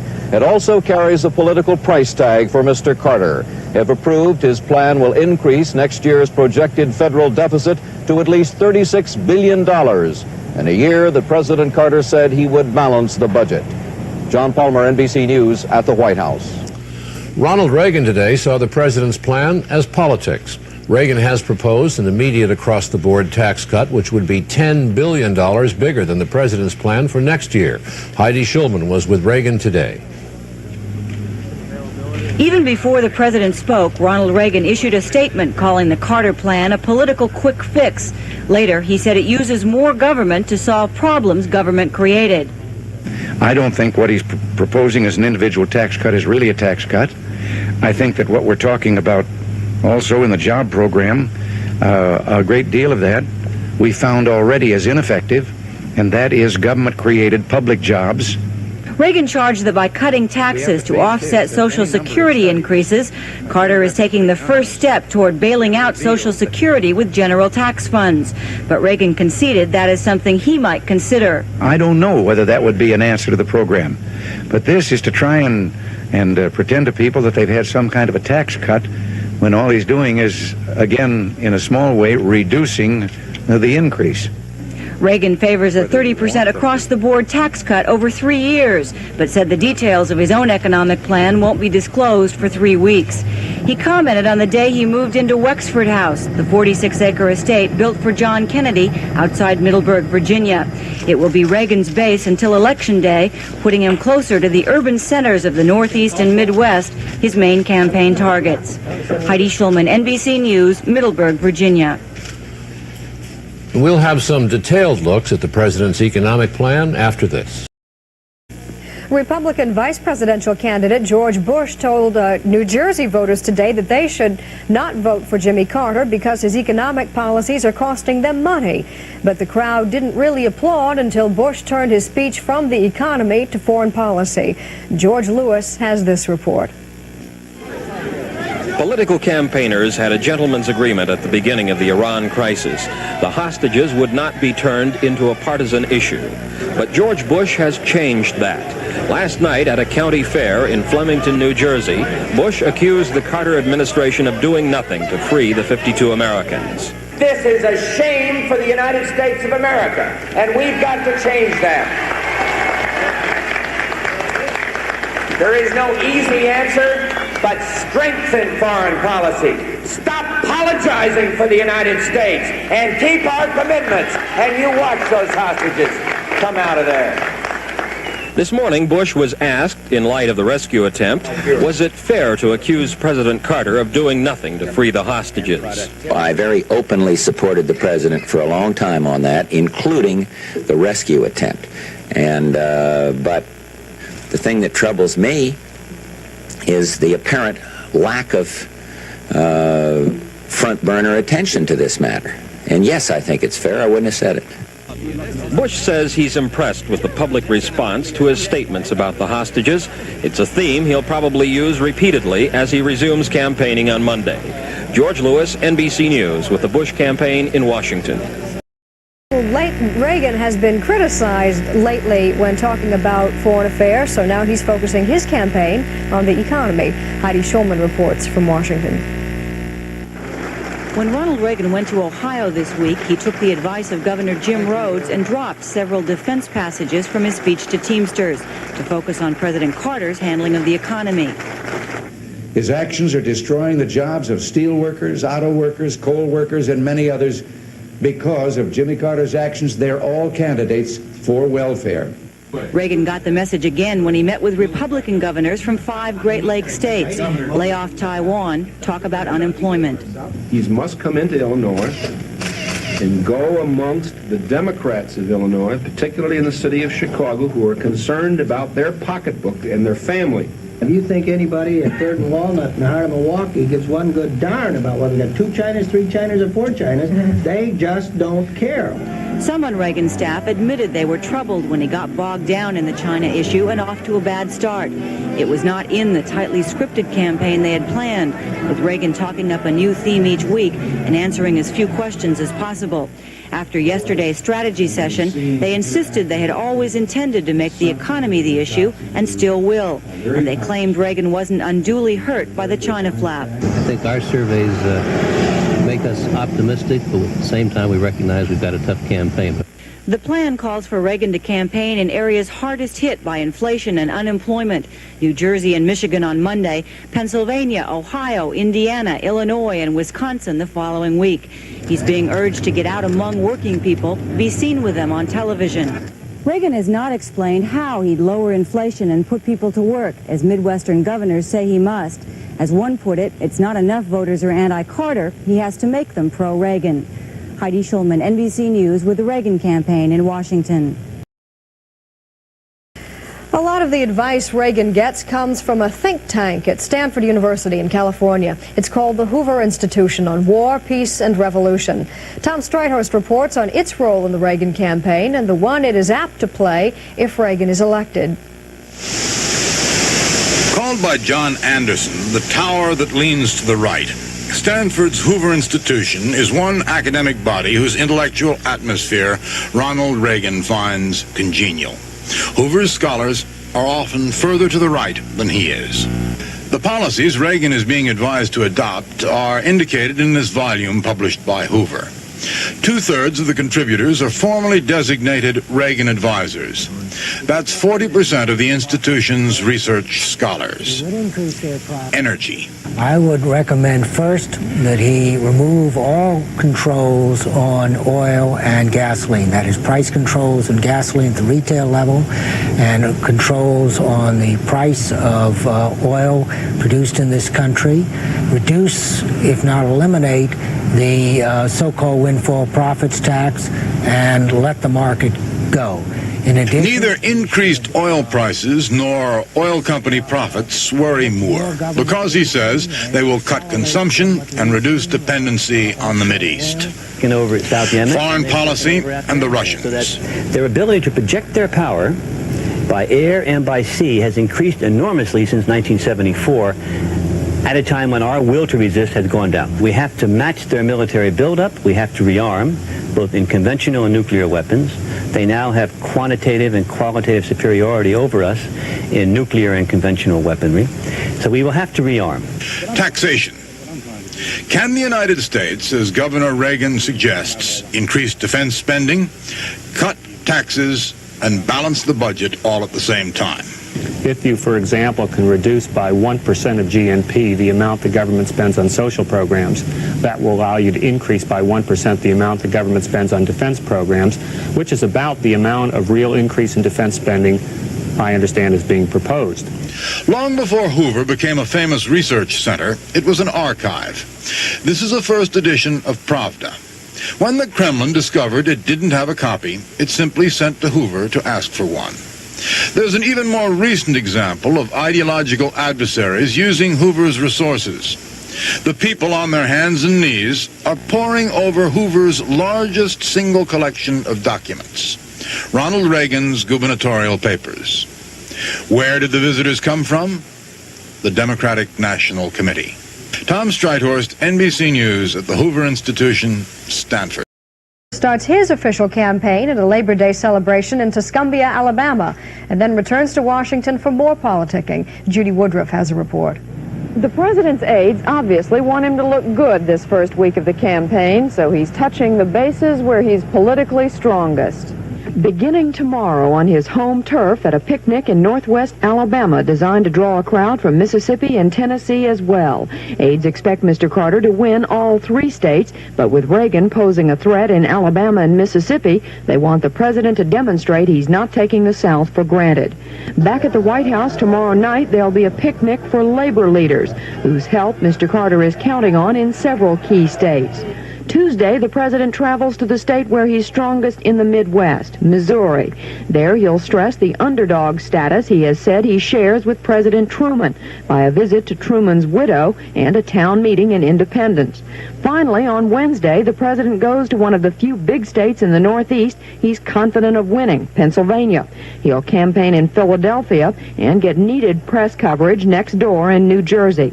But more than half the general election, Mr. Carter is expected to spend in the White House, both because of a tight budget and because of a desire to make the most of the incumbency. The president's advisors are worried both about John Anderson and the spending advantage of Republican state parties and several independent anti-Carter groups. But while stressing they have their work cut out for them, they believe Mr. Carter begins this campaign with at least an even chance of winning. Judy Woodruff, NBC News.